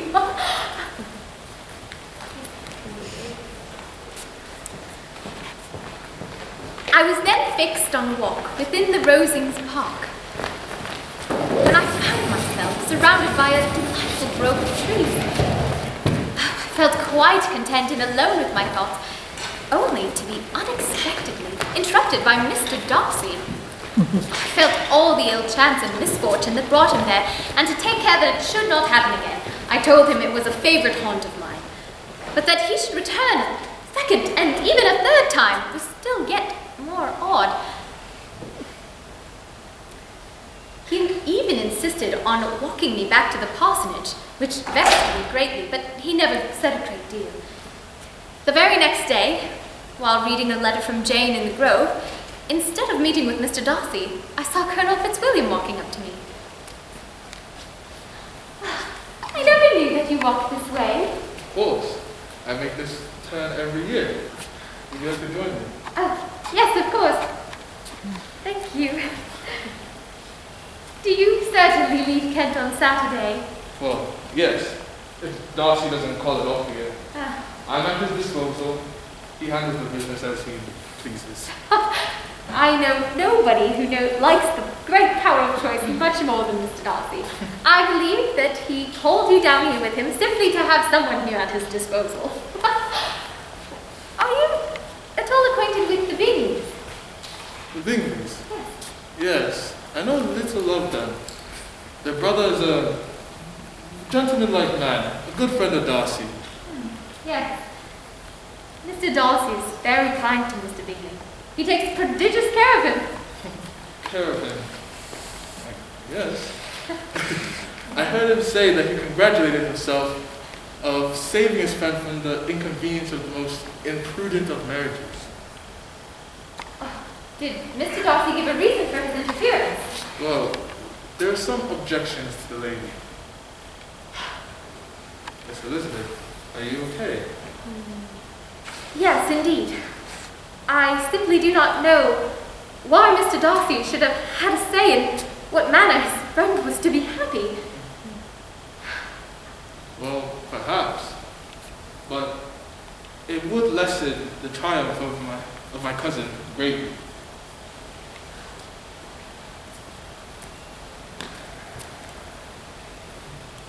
With Jane herself, there could be no possibility of objection. She is all goodness. She is all loveliness.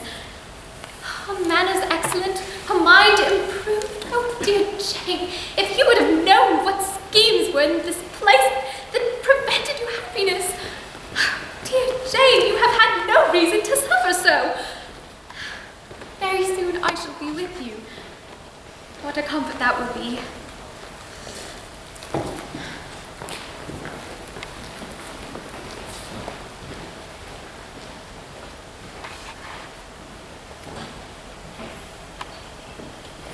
Mr. Darcy. Miss Bennet, I hope you're in good health.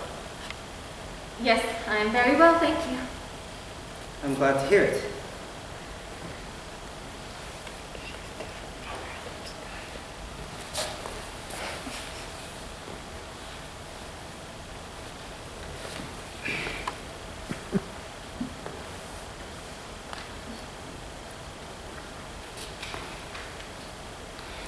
In vain I have struggled, it will not do. My feelings will not be repressed. You must allow me to tell you how ardently I admire and love you. I pray you will accept the avowal of all that I feel and have long felt for you. From nearly the beginning of our acquaintance, I have come to look on you with tenderness and admiration. However, with these feelings arose a battle within me against my will, my reason, and I hardly need to add my character. The relative situation of your family, the inferiority of your connections prompted anxiety and apprehension in me that long prevented any acknowledgement of my regard. Indeed, it was always an obstacle to inclination. Such a connection would be seen as inapprehensible in the eyes of my relations and admittedly against my own better judgment. Yet I burn for you with admiration and regard. And in spite of my endeavors, I have found my affections impossible to conquer. Miss Elizabeth, accept my hand, relieve my suffering, and consent to be my wife. I believe, in cases such as this, it is customary to express a sense of obligation towards the sentiments and feelings avowed, however unequally they are returned. But I cannot. I have never desired your good opinion, and you have certainly bestowed it most unwillingly. I am sorry to be the cause of pain to anyone. It was most unconsciously done, and I hope it will be of short duration. Your feelings, which you tell me, have long prevented the acknowledgement of your regard, can have little trouble in doing so after this short explanation. This is all the reply of which I'm to expect. I might wish to be informed why, with so little endeavor at civility, am I rejected. I might as well ask why, with so obvious an intent of offending and insulting me, you choose to tell me that you like me against your will, against your reason, and even against your very character. Was this not some excuse for incivility if I was uncivil? But I have other provocations. Had not my feelings been decided against you, do you think that any consideration would tempt me to accept the man who has been the means of ruining the happiness of a most beloved sister? I have every reason in the world to think ill of you. You dare not, you cannot deny that you have been the principal, if not the only means of separating them from each other and involving them both in misery. Can you deny that you have done this? I have no wish of denying that I did everything in my power to separate my friend from your sister, or that I rejoice in my success. Towards him I've been kinder than towards myself. But it is not merely on this affair which my dislike of you is founded. Long before it had taken root, my opinion of you was formed when I talked with Mr. Wickham about your dealings with him. In this manner, how can you defend yourself? What imaginary act of friendship can here save you? You take an eager interest in that gentleman's concerns. Who that knows what his misfortunes have been can help but feel an interest in him? His misfortunes? Yes, his misfortunes have been great indeed. And of your inflictions! You have reduced him to his current state of poverty and withheld the advantages designed for him. You have deprived him of the independence which was his right. You have done all this, and yet you treat the very mention of his misfortunes with contempt and ridicule. And this is your opinion of me. By this calculation, my faults are heavy indeed. But perhaps these offenses might have been overlooked, had not your pride been hurt by the honest confessions of the scruples that had long prevented any forming of my design. Had I concealed my struggles and flattered, but disguised of every sort as my abhorrence. Nor am I ashamed of the feelings I related, they are natural and just.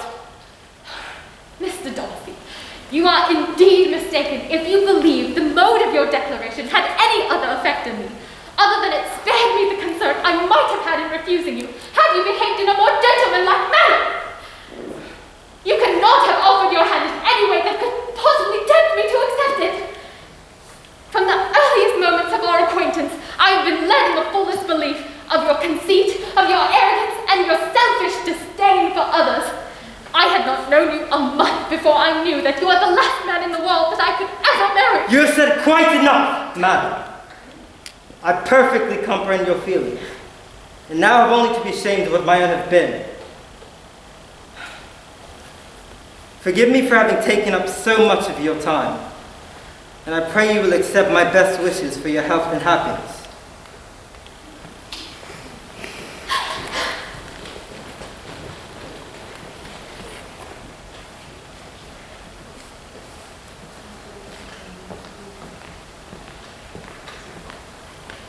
Hello everyone. That is our intermission, so our midpoint point through the story. So we will now take a 15-minute break. And if you would like to purchase a t-shirt or stickers or posters for our group, or if you purchase the True Thespian ticket, then you are welcome to come to our desk by the bathrooms down there.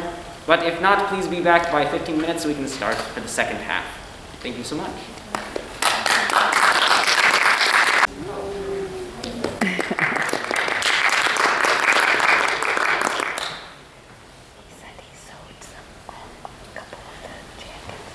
Oh, is it Mr. Darcy? Mr. Darcy! I scarce believe it possible. The implications of such an offer are not unnoted. It would be the means of securing my family's future.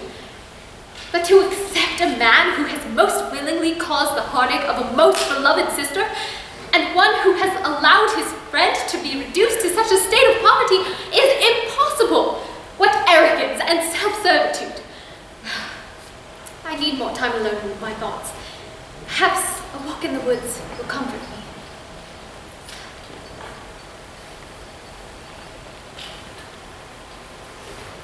Spent. I have been walking in the grove for some time in the hope of meeting you. Will you do me the honor of reading this letter?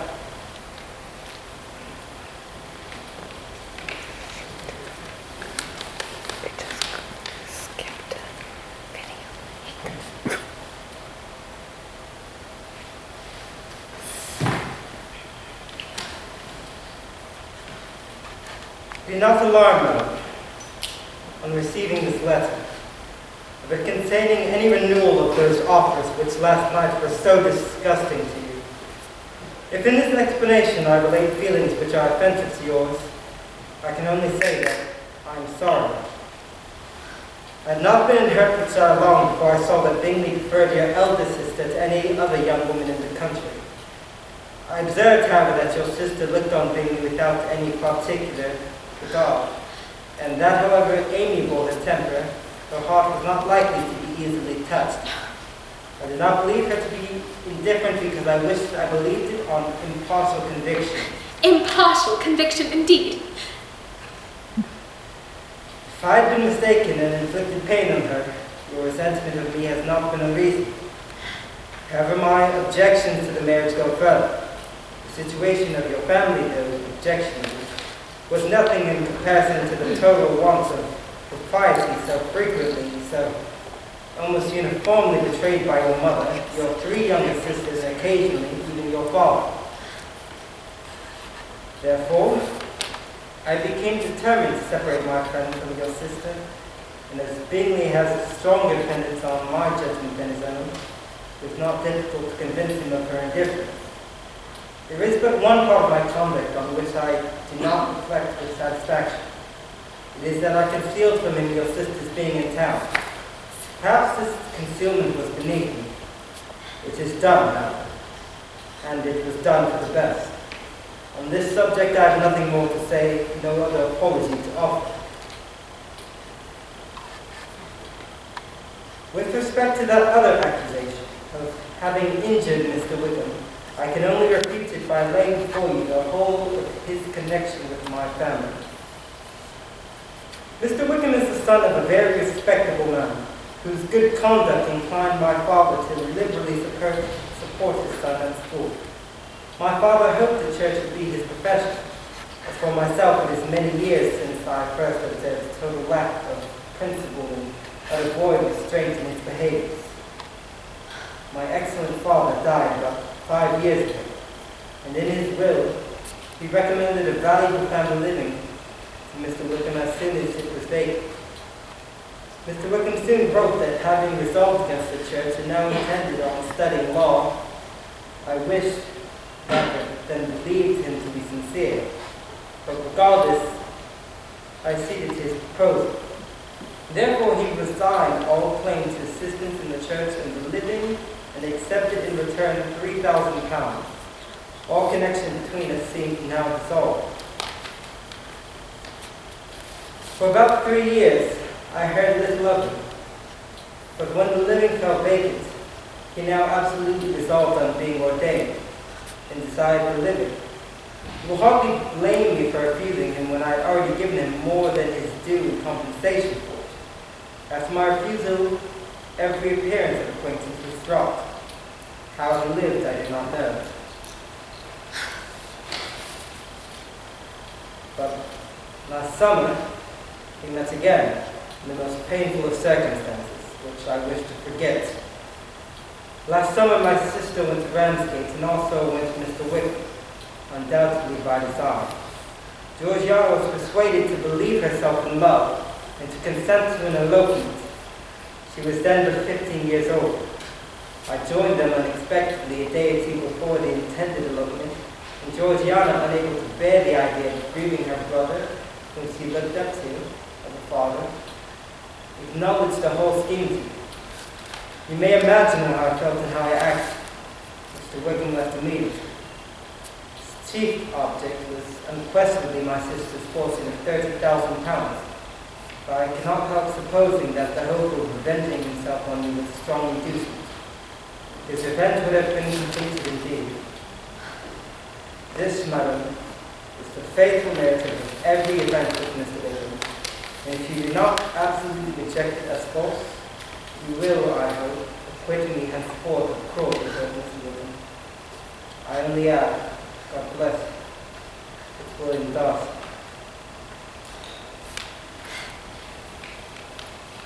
This is impossible. This cannot be true. Despicably I have acted, I, who have prided myself on my discernment. What a humiliating discovery. Yet how just a humiliation.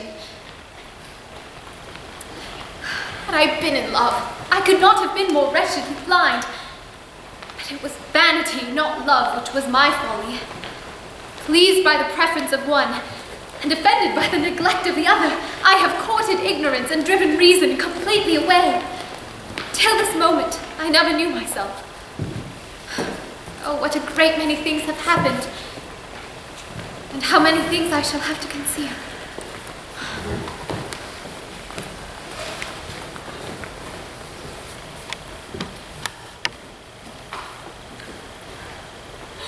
Lizzie! Jane! What an agreeable surprise! Look here, Jane. I do not think they are very pretty, but I thought I might as well buy them as not. Besides, it will not matter what one wears this summer once the regiment has left Meryton. Are they indeed? Yes, they'll be camped near Brighton, and I want Papa to take us there for the summer. Good heavens, I can already see the effect on me of one more campful of soldiers stationed in Meryton. What would result from Brighton?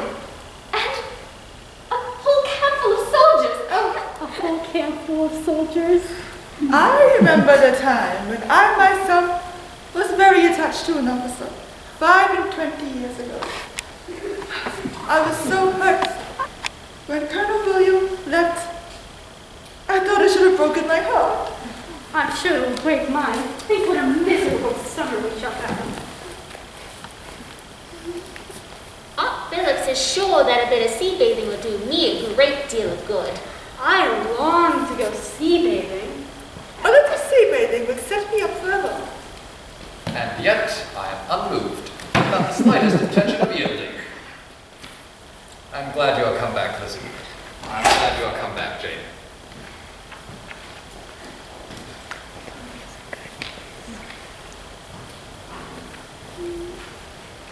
Well, don't we have some news for you, Lizzie? Can you guess what about? It is excellent news. Capital news. And about a certain person we all like. It is about dear Wickham. Yes. Mary King has gone with her uncle to Liverpool. Gone for good. Wickham is safe. Perhaps we may say that Mary King is safe. She's a great fool for going away if she really liked him. well, I do hope there was no strong attachment on either side. Certainly not on his. I'm sure he never cared 3 straws about her. Who could have had such a nasty freckled little thing? Shouldn't you like to go to Brighton, Lizzie? Indeed, I would not. I confess that letters of Brighton would have no charms for me. I should infinitely prefer a book.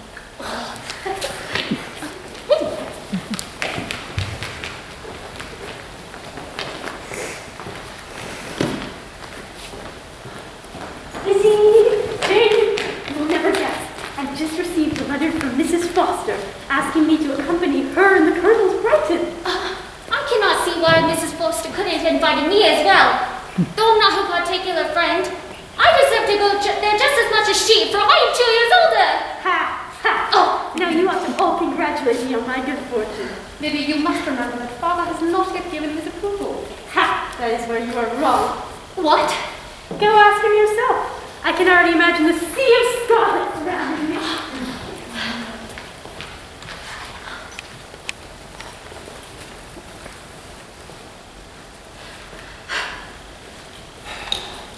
Lydia will never be content until she has exposed herself in some public place, and with so little expense or inconvenience to her family as in the present circumstance. If you are only aware, Papa, of the great many disadvantages that are already arisen because of Lydia's unguarded and imprudent manner. Already arisen? What, has she frightened away some of your lovers? Indeed not. You are mistaken, Papa. I do not speak of particular, but of general evils. All respectability in the world is affected by Lydia's total lack of restraint in her wild behavior. Forgive me for speaking plainly, Father, but if you do not take the trouble of checking her now, she will soon be beyond the reach of amendment. Yes, her character will be fixed as the most determined flirt that has ever decided to make herself or her family ridiculous. Oh, but you know how Kitty follows wherever Lydia goes. Oh, don't you know that wherever they go, they will be censured and despised, and that they will carry their sisters with them into their disgrace? Father! Do not make yourself uneasy, my child. Wherever you and Jane are known, you are sure to be respected and valued, even with a couple, or if I may say, 3 very silly sisters. We shall have no peace here at Longbourn if Lydia does not go to Brighton. Colonel Forster is a sensible man, and luckily she is too poor to be an object of prey to anyone. Let us hope that this improves her character.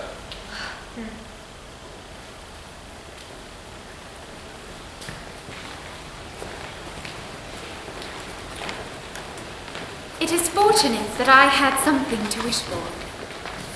I was looking forward to the fast approaching tour of the lakes with my uncle and aunt until I was told that our trip must be cut short due to some unforeseen business of my uncle's. Well, I shall have to content myself with Derbyshire.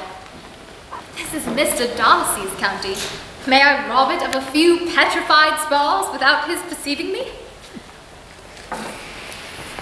My love, should you not like to see a place of which you have heard so much?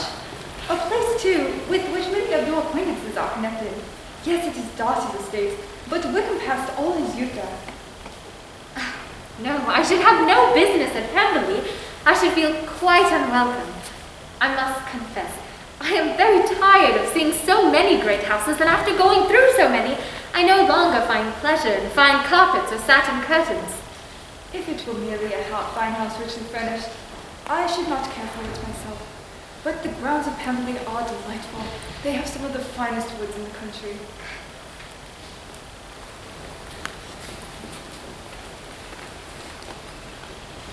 Follow me now into the dining parlor. Oh, a fine house, so handsomely fitted up.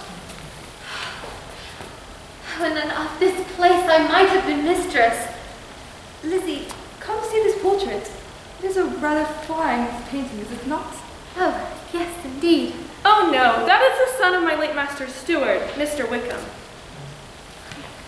And that is my master, and very like him too.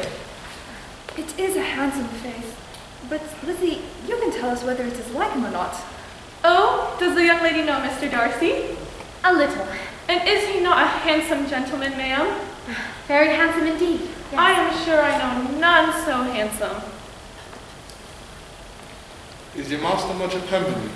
Not so much as I could wish, sir. If your master would marry, you might see more of him. I am sure that is true, but I do not know when that will be. I do not know who is good enough for him. It is certainly to his credit that you say so, I am sure. I only speak the truth, and all who know him will agree. I have never known him to speak a cross word in my life, and I have known him since he was only 4 years old. But then, I have observed that they who are good-natured when children are good-natured when they grow up, and he always was the sweetest-tempered, most generous-hearted boy in the world. His father was an excellent man.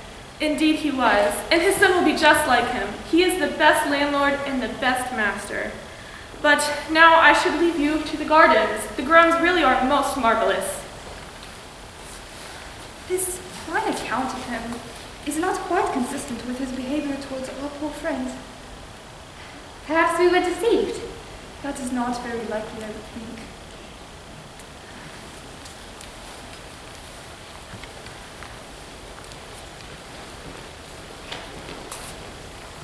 Miss Bent.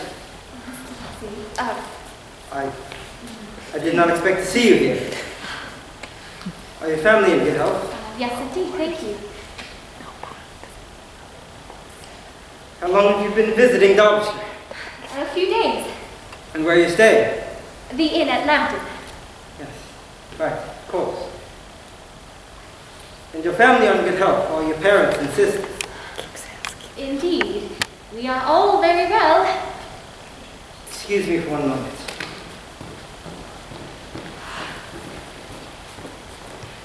He is excessively handsome. Very much like a portrait. Why did we come? We must look at once. Oh, what must he think of me?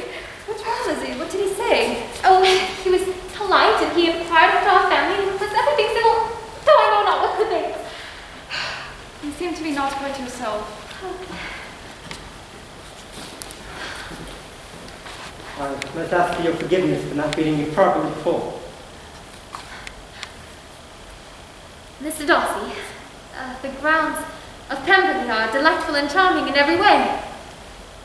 I'm so glad you think so. Your favor is rarely bestowed and therefore more worth the earning. May I have the honor of introducing, would you have the honor of introducing me to your friends? Oh yes, of course. Mr. and Mrs. Gardner, this is Mr. Darcy. These are my uncle and aunt, Mr. Darcy. My uncle is an attorney at Cheapside. Pleasure to make your acquaintance. And you, sir? You care for fishing, Mr. Gardner? Indeed. Then while you're in the area, you are free to use my trout stream as often as you choose, or the ponds if you'd prefer. I'd be happy to provide you with the fishing tackle and anything else you might require. I could show you the best spots if you'd like. Why don't I show you right now? Very good, sir. Excuse me for one moment. He is infinitely superior to anything we had expected. And his behavior towards us was very unassuming and polite. There's something a little stately in him, but it is confined to his air and is not unbecoming. I believe I can say that though some may call him proud, I have seen nothing of it. And his behavior is very surprising. It's more civil and attentive. Your surprise matches my own, I assure you. For I have never seen him so pleasant as he was today. I cannot imagine why. Can you not?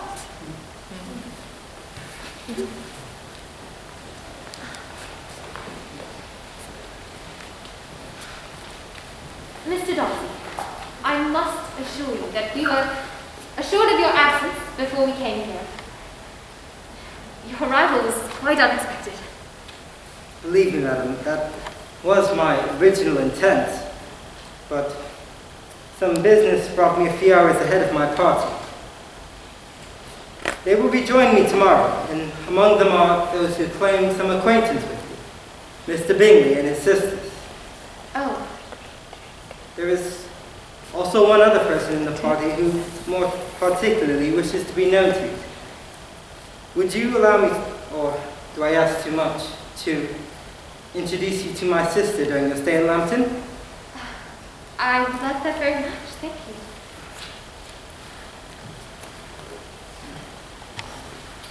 Would you all like to come into the house and take some refreshments? Oh, no, I believe we must be going now. Till tomorrow then? Till tomorrow. Mr. and Mrs. Gardner, Miss Bennet.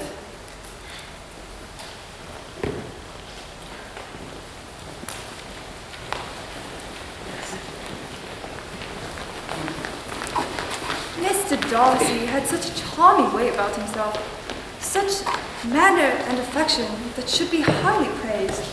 One might ask, what should account for such attentions? Surely there can be no other reason than a sort of partiality for my niece.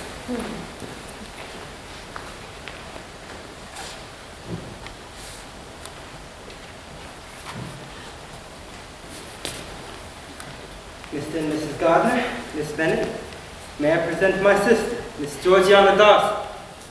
A very great pleasure to meet you. Likewise. I have heard a great deal about you, and I as well about you. Mr. Bingley also wishes to wait upon you. Would that be acceptable to you? Oh, yes, yes, of course. understand that you are very fond of music and play the pianoforte very well. Oh, not very well, but I am fond of it. My brother tells me that you sing and play as well, Miss Bennet. I should dearly love to hear it. You are too kind.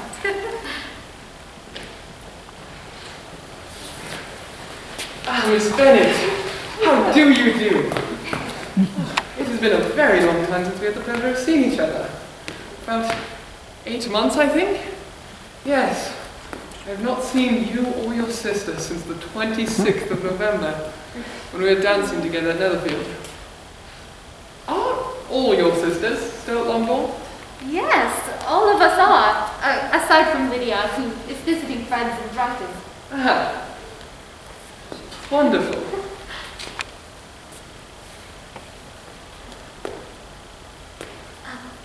Miss Bennet, my brother and I would be honored if you, your aunt and uncle would join us for dinner at Pemberley tomorrow. We would be very happy to attend. Good, excellent. Miss Bennet, it will give me great pleasure to see you again and to hear more after your Hertfordshire friends. Of course. Pray, Miss Eliza, are not the militia removed from Meryton? It must be a great loss to your family. Oh, indeed, I know not to what you refer. Come now, you must know I am implying about Mr. Wickham. Oh, you must pardon me. Miss Darcy, would you not care to accompany me?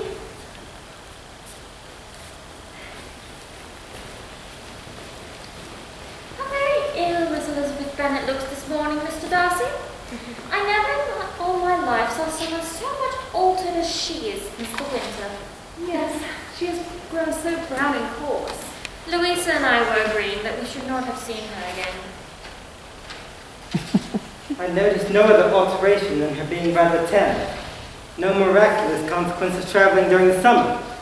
I think that she looked For rather... my own part, I must admit that I never saw any beauty in her. Her face is too thin, her complexion has no brilliancy, and as for her eyes, which have sometimes been called fine, I can see nothing extraordinary in them. And in her air altogether, there is a self-sufficiency without fashion. I remember, Mr. Darcy, you were saying, she a beauty, I would as soon call her mother a wit. Yes, but that was only when I had first met her, for it has been many months since I have considered her one of the handsomest women of my acquaintance.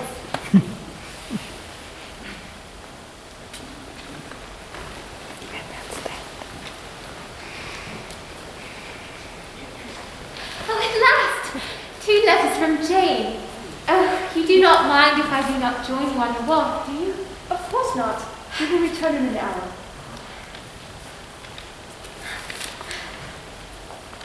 Of course, Jane's first letter was redirected, for she wrote the directions very ill.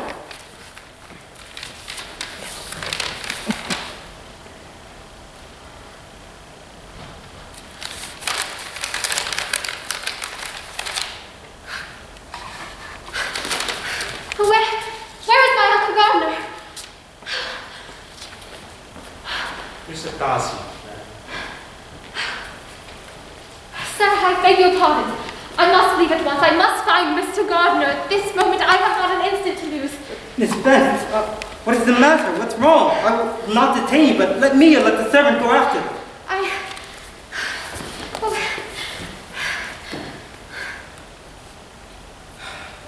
You cannot go yourself. You are not well.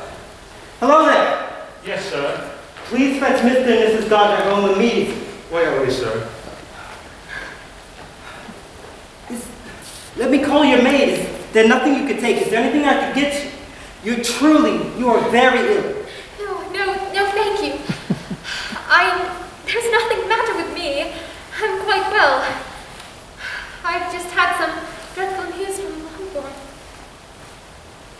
Oh, it cannot be concealed from anyone. My sister has left all of her friends, has eloped, has thrown herself into the power of Mr. Wickham. They have left together for Brighton. She has nothing that can tempt him to... Oh, when I could have prevented it,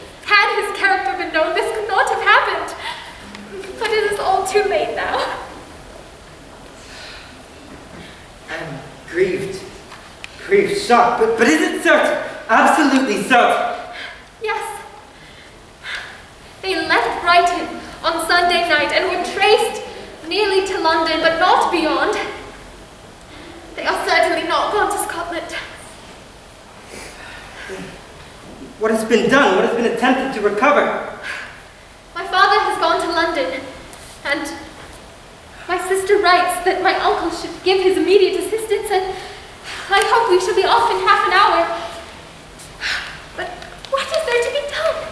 I know there is nothing to be done. How is such a man to be worked upon? How are they even to be discovered? I have not the least bit of hope. Oh, had I done what I ought, but I was afraid. Oh, wretched, wretched mistake. I am afraid you have been long desiring my absence. And I fear this unfortunate affair will prevent my sisters having the pleasure of seeing you at Pemberley today. Oh, yes. Give our apologies to Miss Darcy. Tell her that urgent business calls us home immediately. Conceal this unhappy truth for as long as possible. I know that it will not be long. You can rest assured of my secrecy. Farewell.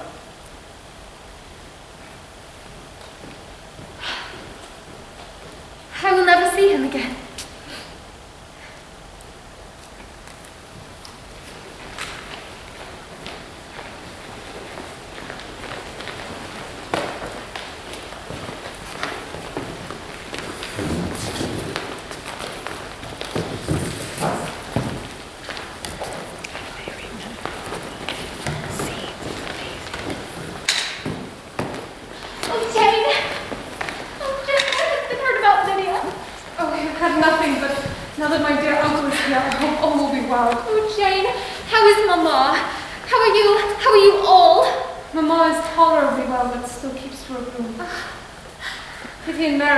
Quite well. But you, Jane, how are you? Oh, you do not look well. You are pale. Oh, this has been too much for you. Now that you are here, I am perfectly fine.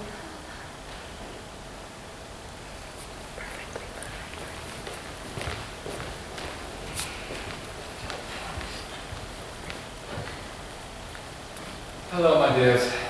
At last I am home. Oh, Papa. What sorrows you must have endured. Say nothing of that. Who should suffer but myself? It is my own doing, and I ought to feel it. Oh, Papa, do not be so severe upon yourself. No, Lizzie. Let me for once in my life feel how I have been to blame. I am not afraid of being overcome by the impression. It will pass away soon enough. Do you believe them to be in London?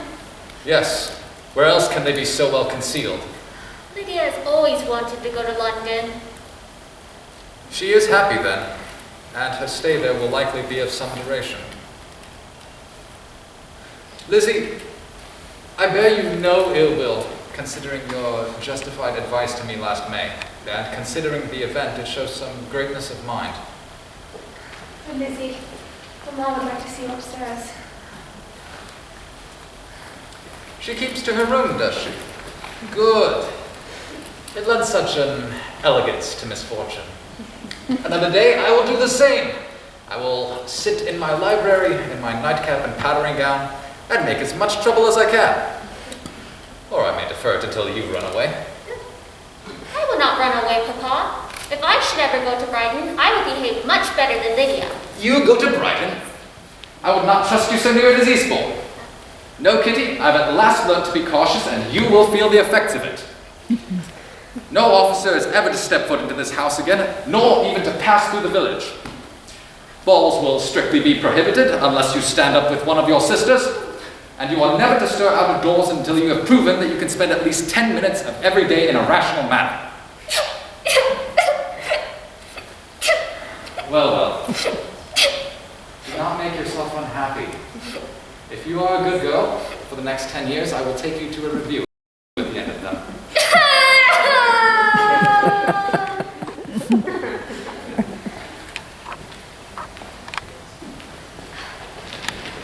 Oh, Papa,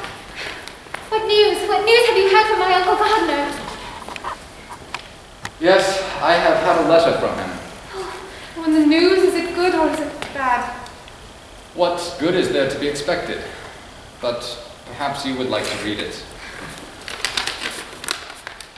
Read it aloud, Lizzie, for I hardly know myself what it is about.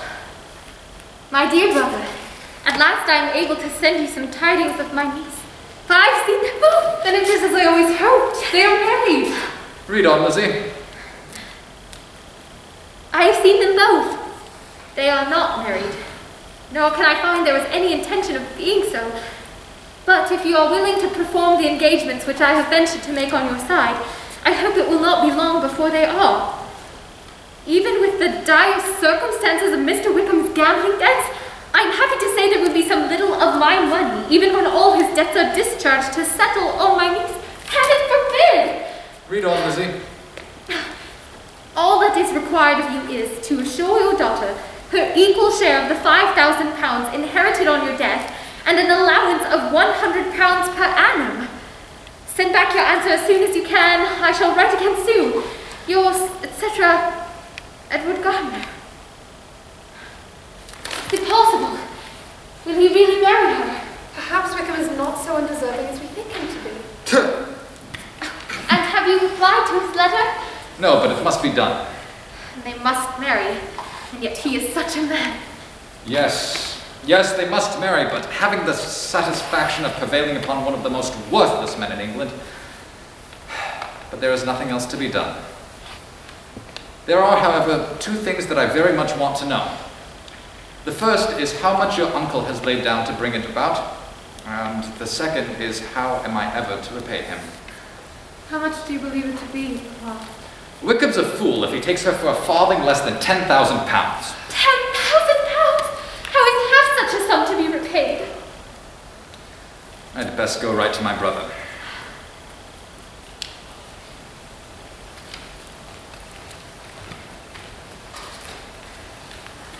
My uncle soon wrote that Mr. Wickham and Lydia were now married. Mr. Wickham was found to have left the militia and was to join the regulars in the north. How Mamma lamented that Lydia would be so far separated from her family in Longbourn and her friends in Brighton. The only consolation for our dear Mamma was that the new Mr. and Mrs. Wickham should visit before they went away. Papa rejected their welcome entirely at first, but for the good nature of Jane and the reasoning of Elizabeth, he was convinced to admit them.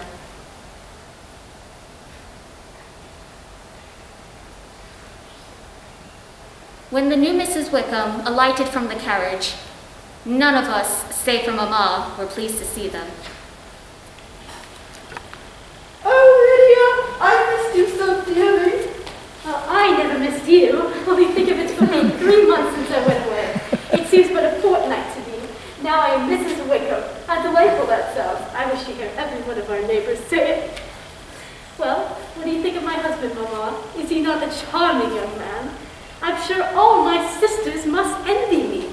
I only hope they will have half my good fortune. They must all go to Brighton. I dare say I might find husbands for all my sisters. I thank you for my share, but I do not particularly like your way of getting husbands. But Lydia, you live such a far way off, must you? Oh, yes. I shall like that beyond anything. You and Papa and all my sisters must come visit us. We shall be in Newcastle all the weekend. I should like it beyond anything.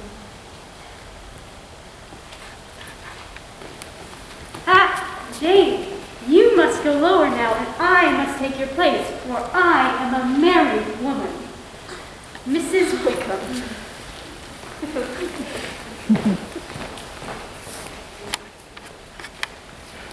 I wish you had been there to be my bridesmaids, but I suppose we were too impatient to wait another day, nor could any officers be spared for their duties. My dear Wickham was excessively handsome in his regimental. He is the best in the world. Oh, Lord, I nearly forgot to tell you. My uncle, who was to give me away, gave me such a fright when he was nearly late to the ceremony. The other hour we could not have been married that day. Though later on I recalled that if he had been prevented, the wedding need not be put off, for Mr. Darcy would have done just as well. Mr. Darcy? At your wedding? Yes, he was there with Wickham, you know, and oh, gracious me, I quite forgot. I wasn't to say a word, and I promised him so faithfully. What will Wickham say? It was to be such a secret. If it was to be such a secret, say not another word on the subject. Oh, yes, certainly not. Thank you, for should you ask, I would certainly tell all, and then Wickham would be so cross.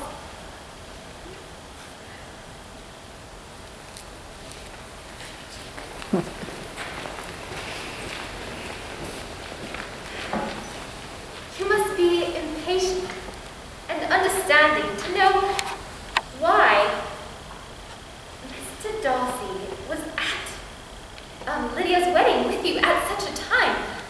Pray, I wish to know. Let me not be in the secrecy. Oh, dear aunt, please do not spare me from knowing this, unless it may be kept in the secrecy of which Lydia believes to be necessary. Then I shall consign myself to be living in ignorance. Yours, Elizabeth. My dear niece, if you are really ignorant of the part that Mr. Darcy has played, then I must enlighten you. On the very day I returned from Longbourn, your uncle received a visit from Mr. Darcy, informing him that he found your sister and Mr. Wickham. He had gone directly to London in search of them. He felt he bore the entirety of the blame.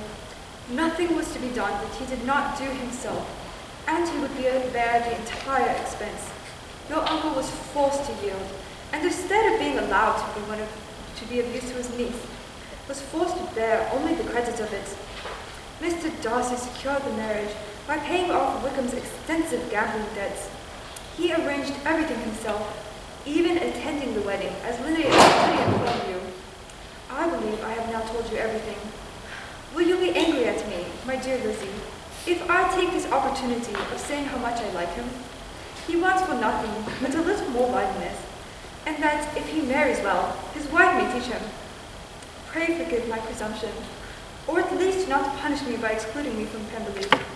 Yours very sincerely, Anne Gardiner.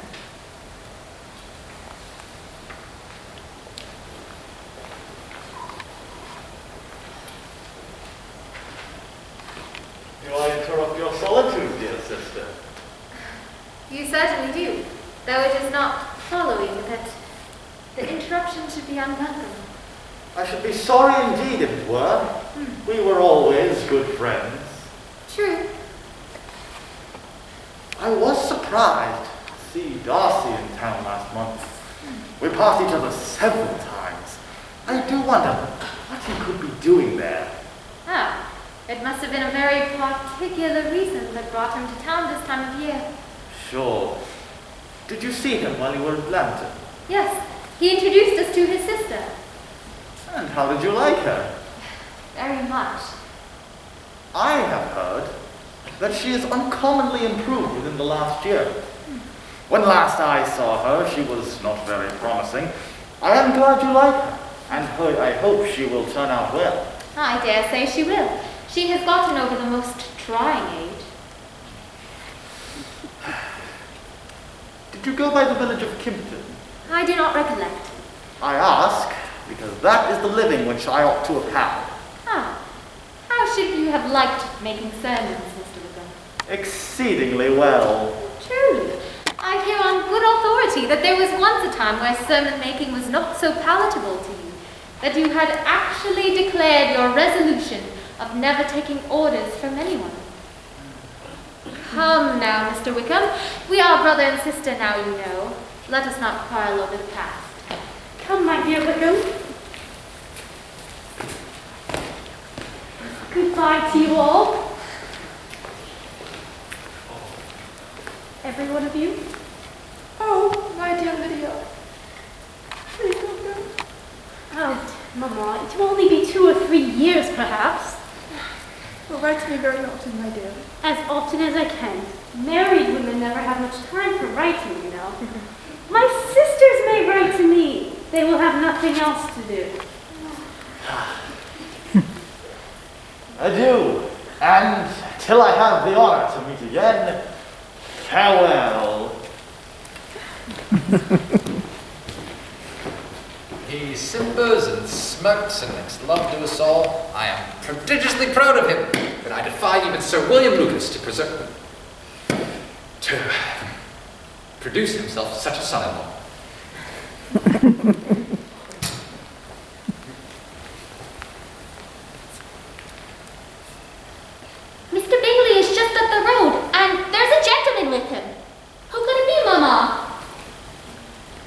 I'm sure I do not know. It looks like the gentleman that's always with him, the proud one, Mr. Oh, what's his name? Mr. Darcy. And so it is. Well, any friend of Mr. Bingley's is welcome here. But I must say I hate the very sight of him.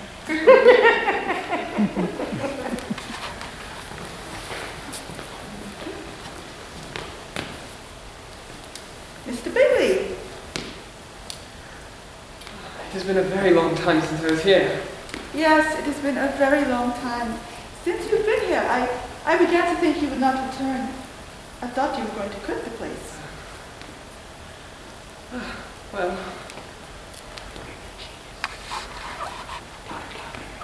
a great deal of changes have happened since you've been gone. One of my daughters has been married. You might have heard of it. yes. Indeed I have, ma'am. Well,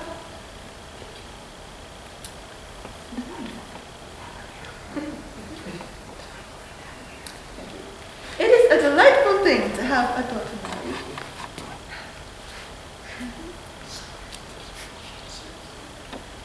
Well, he has some friends, but perhaps not as many as he deserves.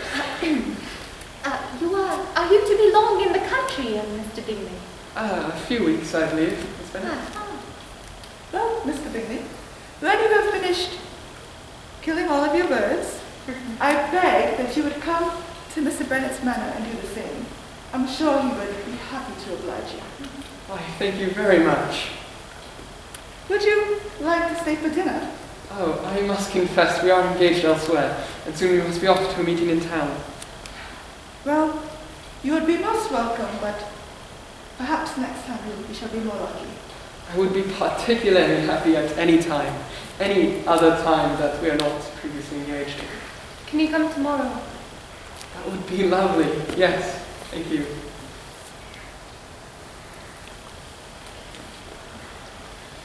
If he came only to be silent, grave, and indifferent, why come at all? If he no longer cares for me, why be silent? Oh, teasing man. Foolish I was to think that he would renew his love for me. I must think no more of him. I'm glad that this first meeting is over. Now I know my own strength, and I shall no longer be embarrassed by his coming. We shall meet as common and indifferent acquaintances. Indifferent acquaintances, indeed. Lizzie, do not talk so. You mortify me. I am perfectly contented that he never had any design upon my affections. Oh, take care. Missy, you cannot think me so weak as to be in danger now. I think you are in so much danger of making him as much in love with you as ever, Jane.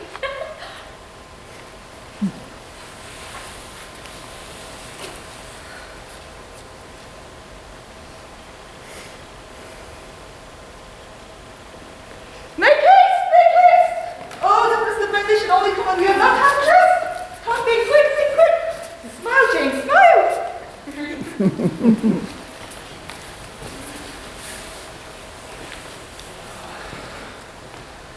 Oh, Mr. Bingley! We did not expect for you to come so early. We did not expect you till midday. Indeed, it is early. I do not mean to impose. I could go. No, you're welcome here nonetheless.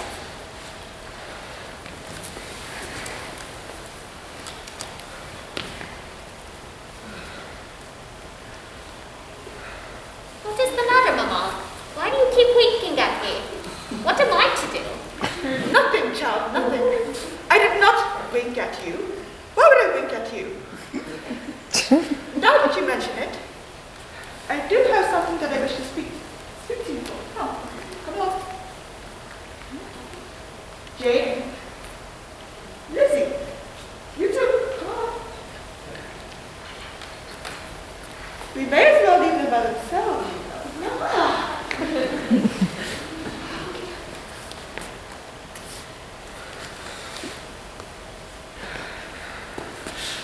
Miss Bennet.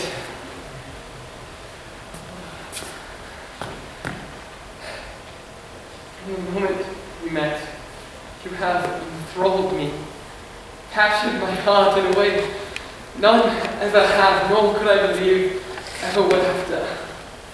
And I must admit, I was pained, for I was led to believe you were different to me. And I assure you, it is only the strongest persuasion of such that kept me from returning to you from London. Miss Bennet, I love you.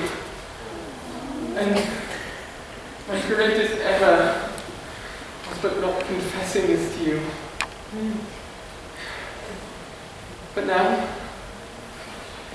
will you forgive me this error and do me the honor of becoming my wife? Why, Mr. Bingley? Yes, of course.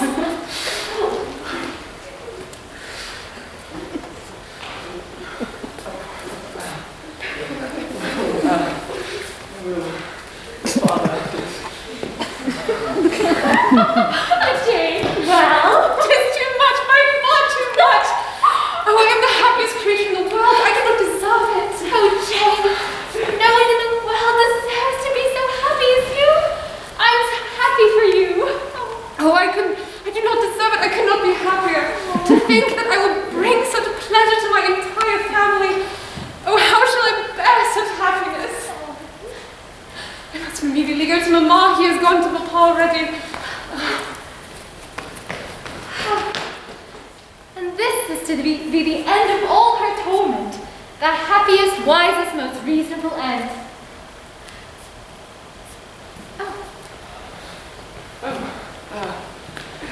Where is your sister? She has gone upstairs to be with our mother. I dare say she will be down soon. Yes. Well, I suppose I shall soon call you sister. Indeed. Oh, truly, I am delighted for you both. Thank you very much. Till tomorrow then? Tomorrow, Mr. Bingley. Farewell.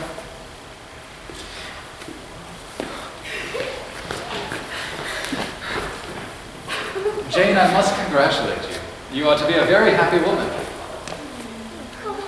You are a good girl, and I doubt not that you two will do very well together. You are both so complying that nothing will ever be resolved on, so easy that every servant will cheat you, and so generous that you will always exceed your income. Exceed her income? Mr. Bennet, what are you talking of? He makes 10,000 a year. Mr. Darcy. Oh, 5,000 a year. Right. Well, Jane, I am so happy for you. Oh, I knew it would be this way, and I knew you could not be so beautiful for nothing. Oh, how pleased I am.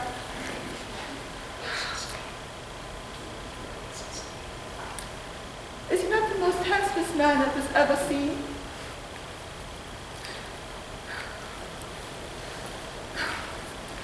Lizzie, and to think when he went to London last November, he really loved me. Yes. And nothing but the greatest persuasion of his indifference could have prevented him from coming back.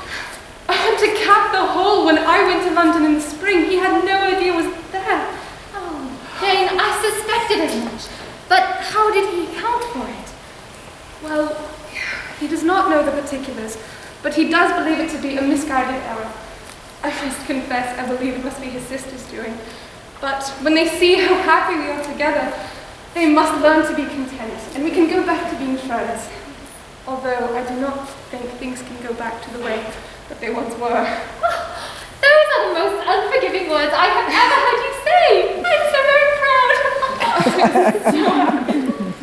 Oh, but if only there was a way you could be so happy. If only there was such a man for you. Oh, if you gave me 40 such men, I could not be so happy as you. Until I have your disposition, Jane, I cannot have your happiness. But if I am very lucky, I may, perhaps, in time, meet with another Mr. Collins. Lizzie.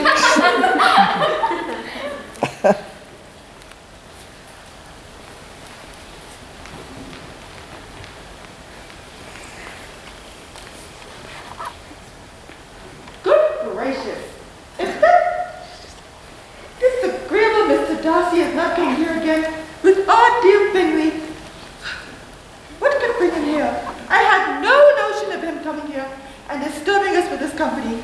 Oh, what shall we do? Lizzie, you must take him on a walk when he comes. A long walk. What a beautiful day it is. A good day to you all. Good day to you too, Mrs. Bingley. Mrs. Bennet, do you not have any more lanes hereabouts in which Lizzie may lose her way again today? Perhaps Lizzie and Kitty can take Mr. Darcy on a nice long walk to Mount Oakham. He has never seen the place before, I am sure. I am sure that would do wonderfully for the rest of us, although I am sure it will be too much for poor Kitty. Won't it, Kitty?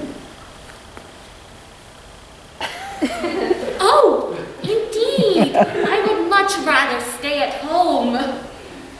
I must profess a great curiosity to see the view from the mount.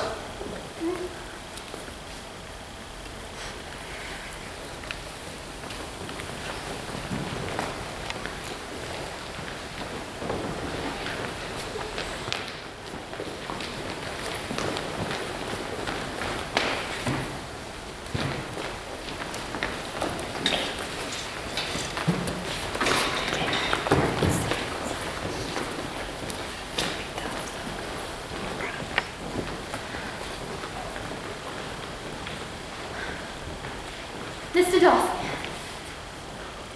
I am a very selfish creature. But for the sake of relieving my own feelings, you must allow me to thank you for the unprecedented kindness you showed my sister. As soon as I had known it, I was most anxious to tell you how gratefully I felt it.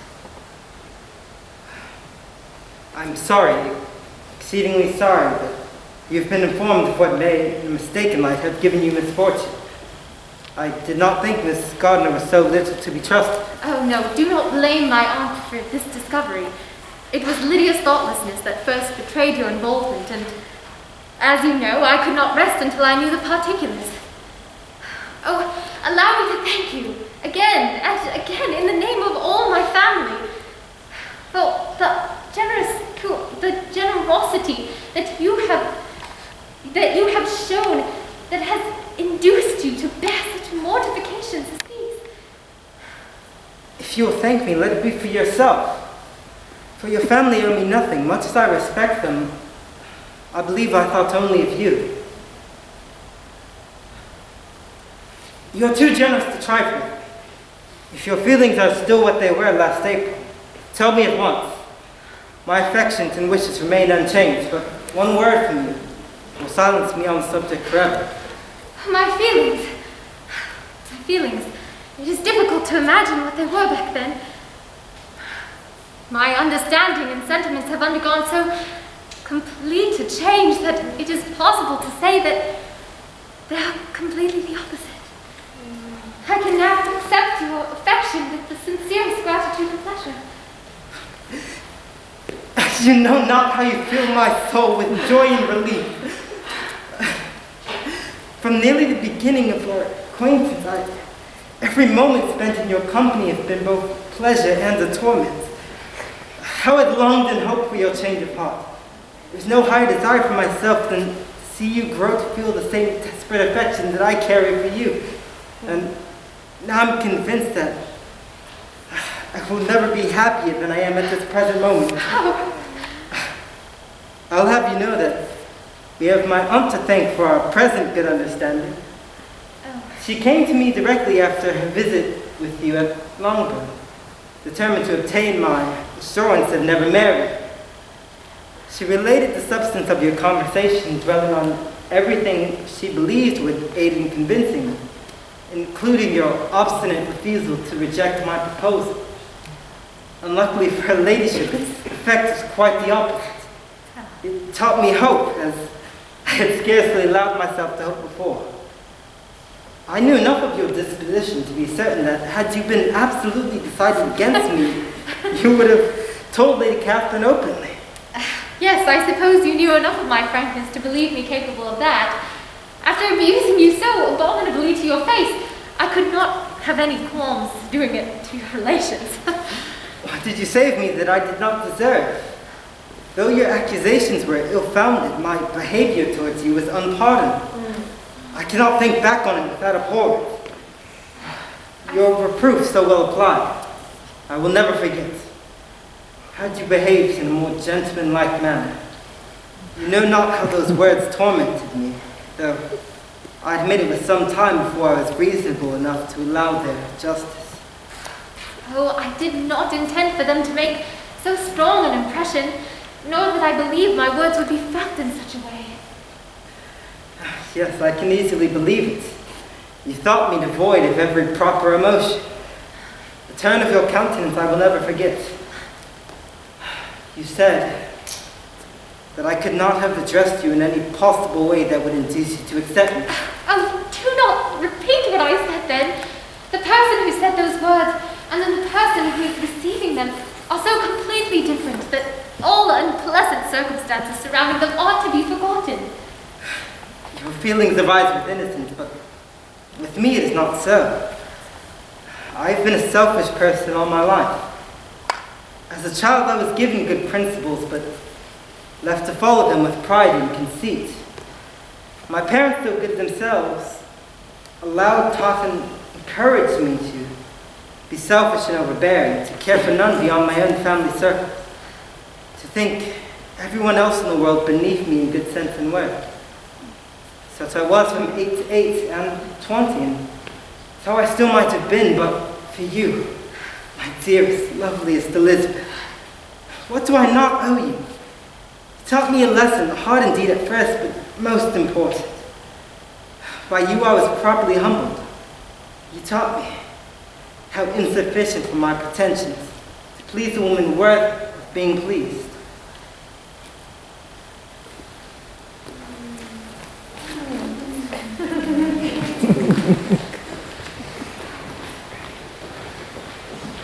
They walked on, not knowing in what direction.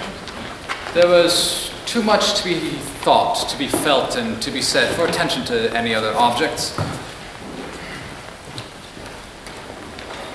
They walked along for several miles in a leisurely manner, and not knowing anything about it. And at last, they discovered, upon looking at their watches, that it was time to be at home. On the journey back, Elizabeth felt agitated and confused. She knew rather than felt herself to be happy. She was concerned about the reception her family would feel upon learning her circumstances. She knew that none liked him but Jane, and she feared that with the others it was a dislike too strong to be altered.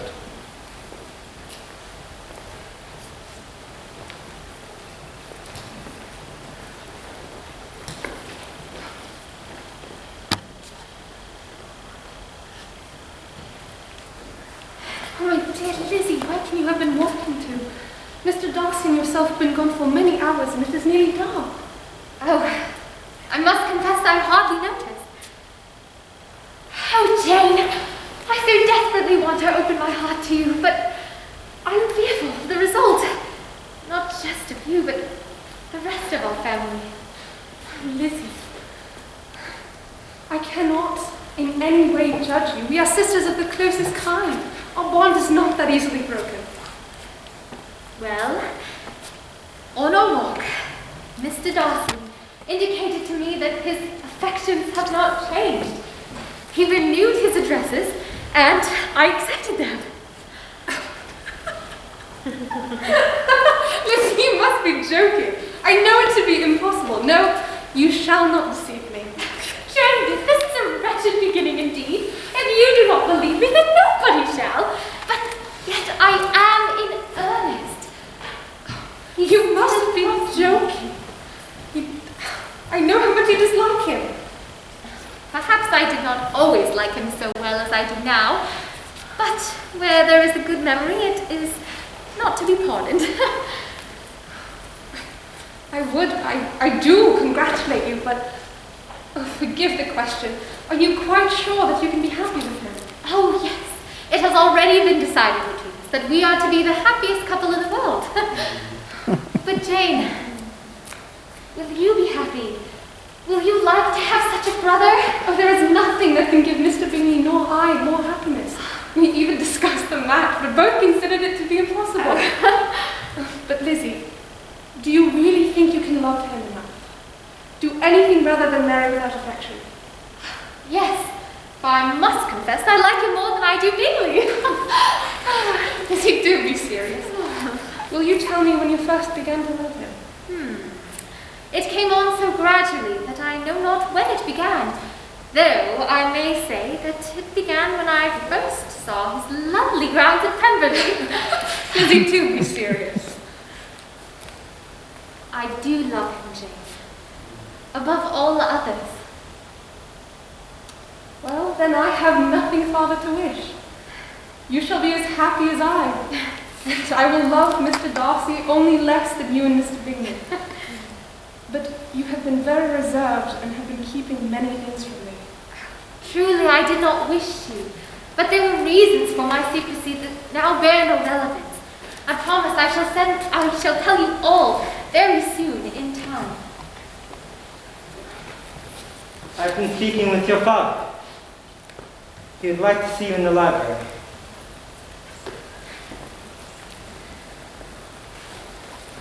Lizzie, what are you thinking? Are you out of your senses to be accepting this man's proposal? Have you not always hated him? No, indeed, Papa. I can assure you of my regard for Mr. Darcy. Then you are determined to have him. He is very rich, to be sure, and you will have fine clothes and finer carriages than even Jane. But let me advise you to think better of it. Let me not have the grief of seeing you being unable to respect your partner in life. You know not what isolation that brings about. Do you have any other objection other than your perceived indifference that I have? None. We all know him to be a proud and unpleasant sort of man, but that would be nothing if you truly liked him. Oh, Papa, I do like him. I love him. Truly, he has no improper pride. He is completely amiable. Then, my dear, he deserves you. And I could not part with you, my Lizzie, to anyone less worthy. Well, Lizzie, off we go. Oh, and if any young gentlemen come calling after Mary or Kitty, do send them in, for I am in quite a good mood. Oh, Lord, bless me. Oh, good gracious. Only think, dear me, Lizzie, oh, Mr. Darcy, oh, pray forgive me for having disliked him so much before. I hope you will overlook it. Oh, what jewels, what clothes, how rich you will be. Oh, my daughters, 10,000 a year. I don't know what to do. It's too much. I shall go free. Oh.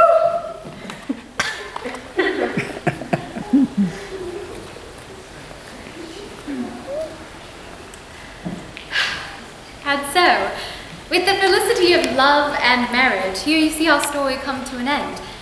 But it is not nearly the end for those residents in Longbourn.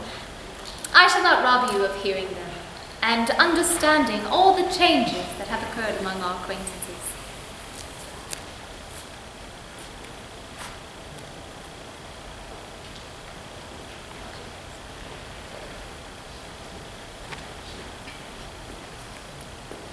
Mrs. Bennet, admired,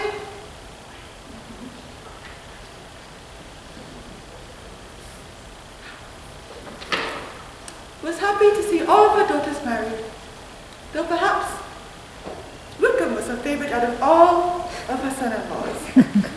One would think that with all this fortune, her mood might change, and she would not be so silly. However, it made no difference. Mr. Bennet took pains to become acquainted with Mr. Darcy, and was soon able to say how quickly he grew in his esteem. He missed his second daughter exceedingly, and his admiration for her often drew him from home when nothing else ever could. He took delight in visiting Pemberley, especially when he was least expected. Kitty Bennet spent the chief of her time with her two eldest sisters. In a society so superior to what she had generally known, her improvement was great. Mary Bennet was the only daughter who remained at home, and she was necessarily drawn from the pursuit of accomplishments by Mrs. Bennet's need for companionship, as she was no longer mortified by comparisons between her sister's beauty and her own. Mary began to enjoy society and mix more with the world. Before a letter could arrive from Mr. Collins or congratulations to Elizabeth from Charlotte, the Collinses arrived at Lucas Lodge. The purpose for this sudden journey soon became evident. When Lady Catherine found out about Darcy's engagement, she was so angry that Charlotte was anxious to get away till the storm was blown over. The arrival of her friend was a sincere pleasure to Elizabeth, though through the course of their meeting she must sometimes think the pleasure dearly bought when Mr. Darcy was exposed to all of Mr. Collins' poor behaviour. He bore it, however, with admirable composure. He even listened calmly, as Sir William Lucas complimented him on carrying away the brightest jewel in all the country.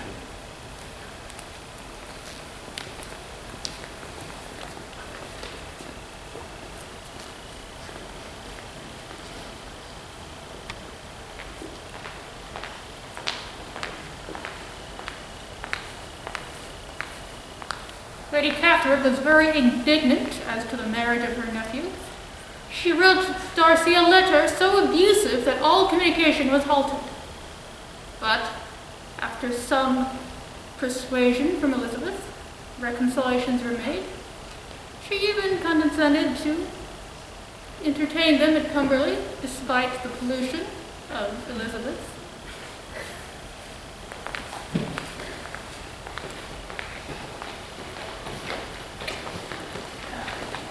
As for Wickham and Lydia, their characters changed little from the marriage of her sisters. The Wickhams were always moving from place to place in search of a cheap situation and always spending more than they ought. His affection for her soon sunk into indifference.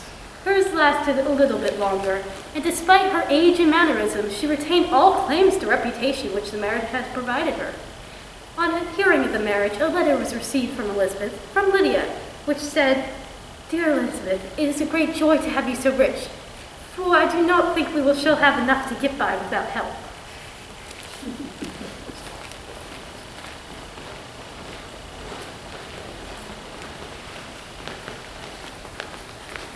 Miss Caroline Bingley's congratulation to her brother on his approaching marriage was all that was affectionate and insincere. She even wrote to Jane on the occasion to express her delight and repeat all her former professions of regard. Jane was not deceived, but could not help writing her a much kinder letter than she knew was deserved. Miss Bingley was very deeply mortified by Darcy's marriage, but as she thought it advisable, she dropped all her resentment, was fonder than ever of Georgiana, and even paid off every arrear of civility to Elizabeth. The joy of which Miss Georgiana Darcy had in receiving similar information was as sincere as her brother's in sending it. 4 pieces of paper were insufficient in containing all of her delight and earnest desire to being loved by a sister. By Elizabeth's example, she was surprised at how lively and teasing she was to her brother, but she realized that a woman had a certain freedom in talking to her husband that a brother would not always allow in a younger sister.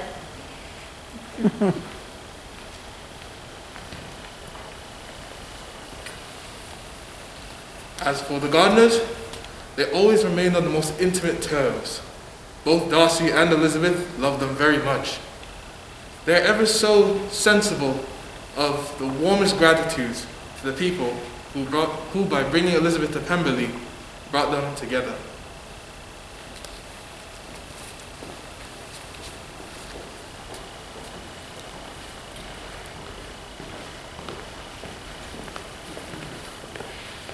Mr. Bingley and Jane remained at Netherfield only a 12-month. Living so near to her mother was not desirable even to his easy temper or her affectionate heart. The darling wish of his sisters was then gratified when he bought an estate in the neighbouring county to Derbyshire. Therefore, in addition to every other source of happiness, Jane and Elizabeth were within 30 miles of each other.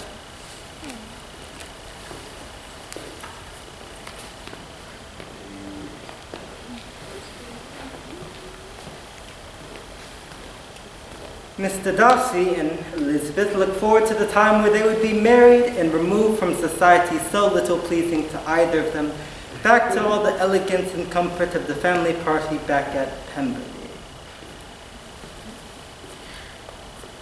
To all her friends and family she writes, I am the happiest creature in the world.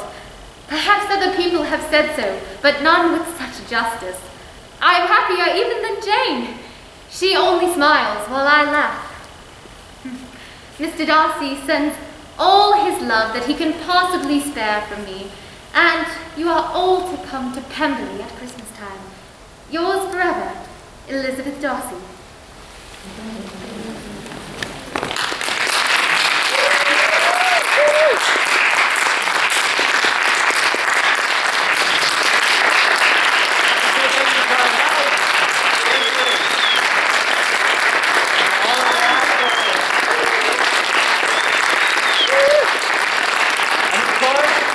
All the friends and family.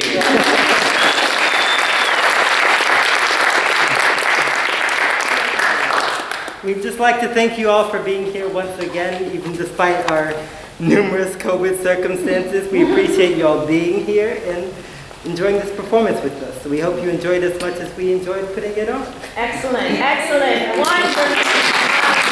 Bravo, bravo. If you would be interested in buying any of our merchandise, of course. Or if you spent extra money just because you're that nice to do the true thespian ticket, then please pick it up because you deserve it. But thank you all for coming.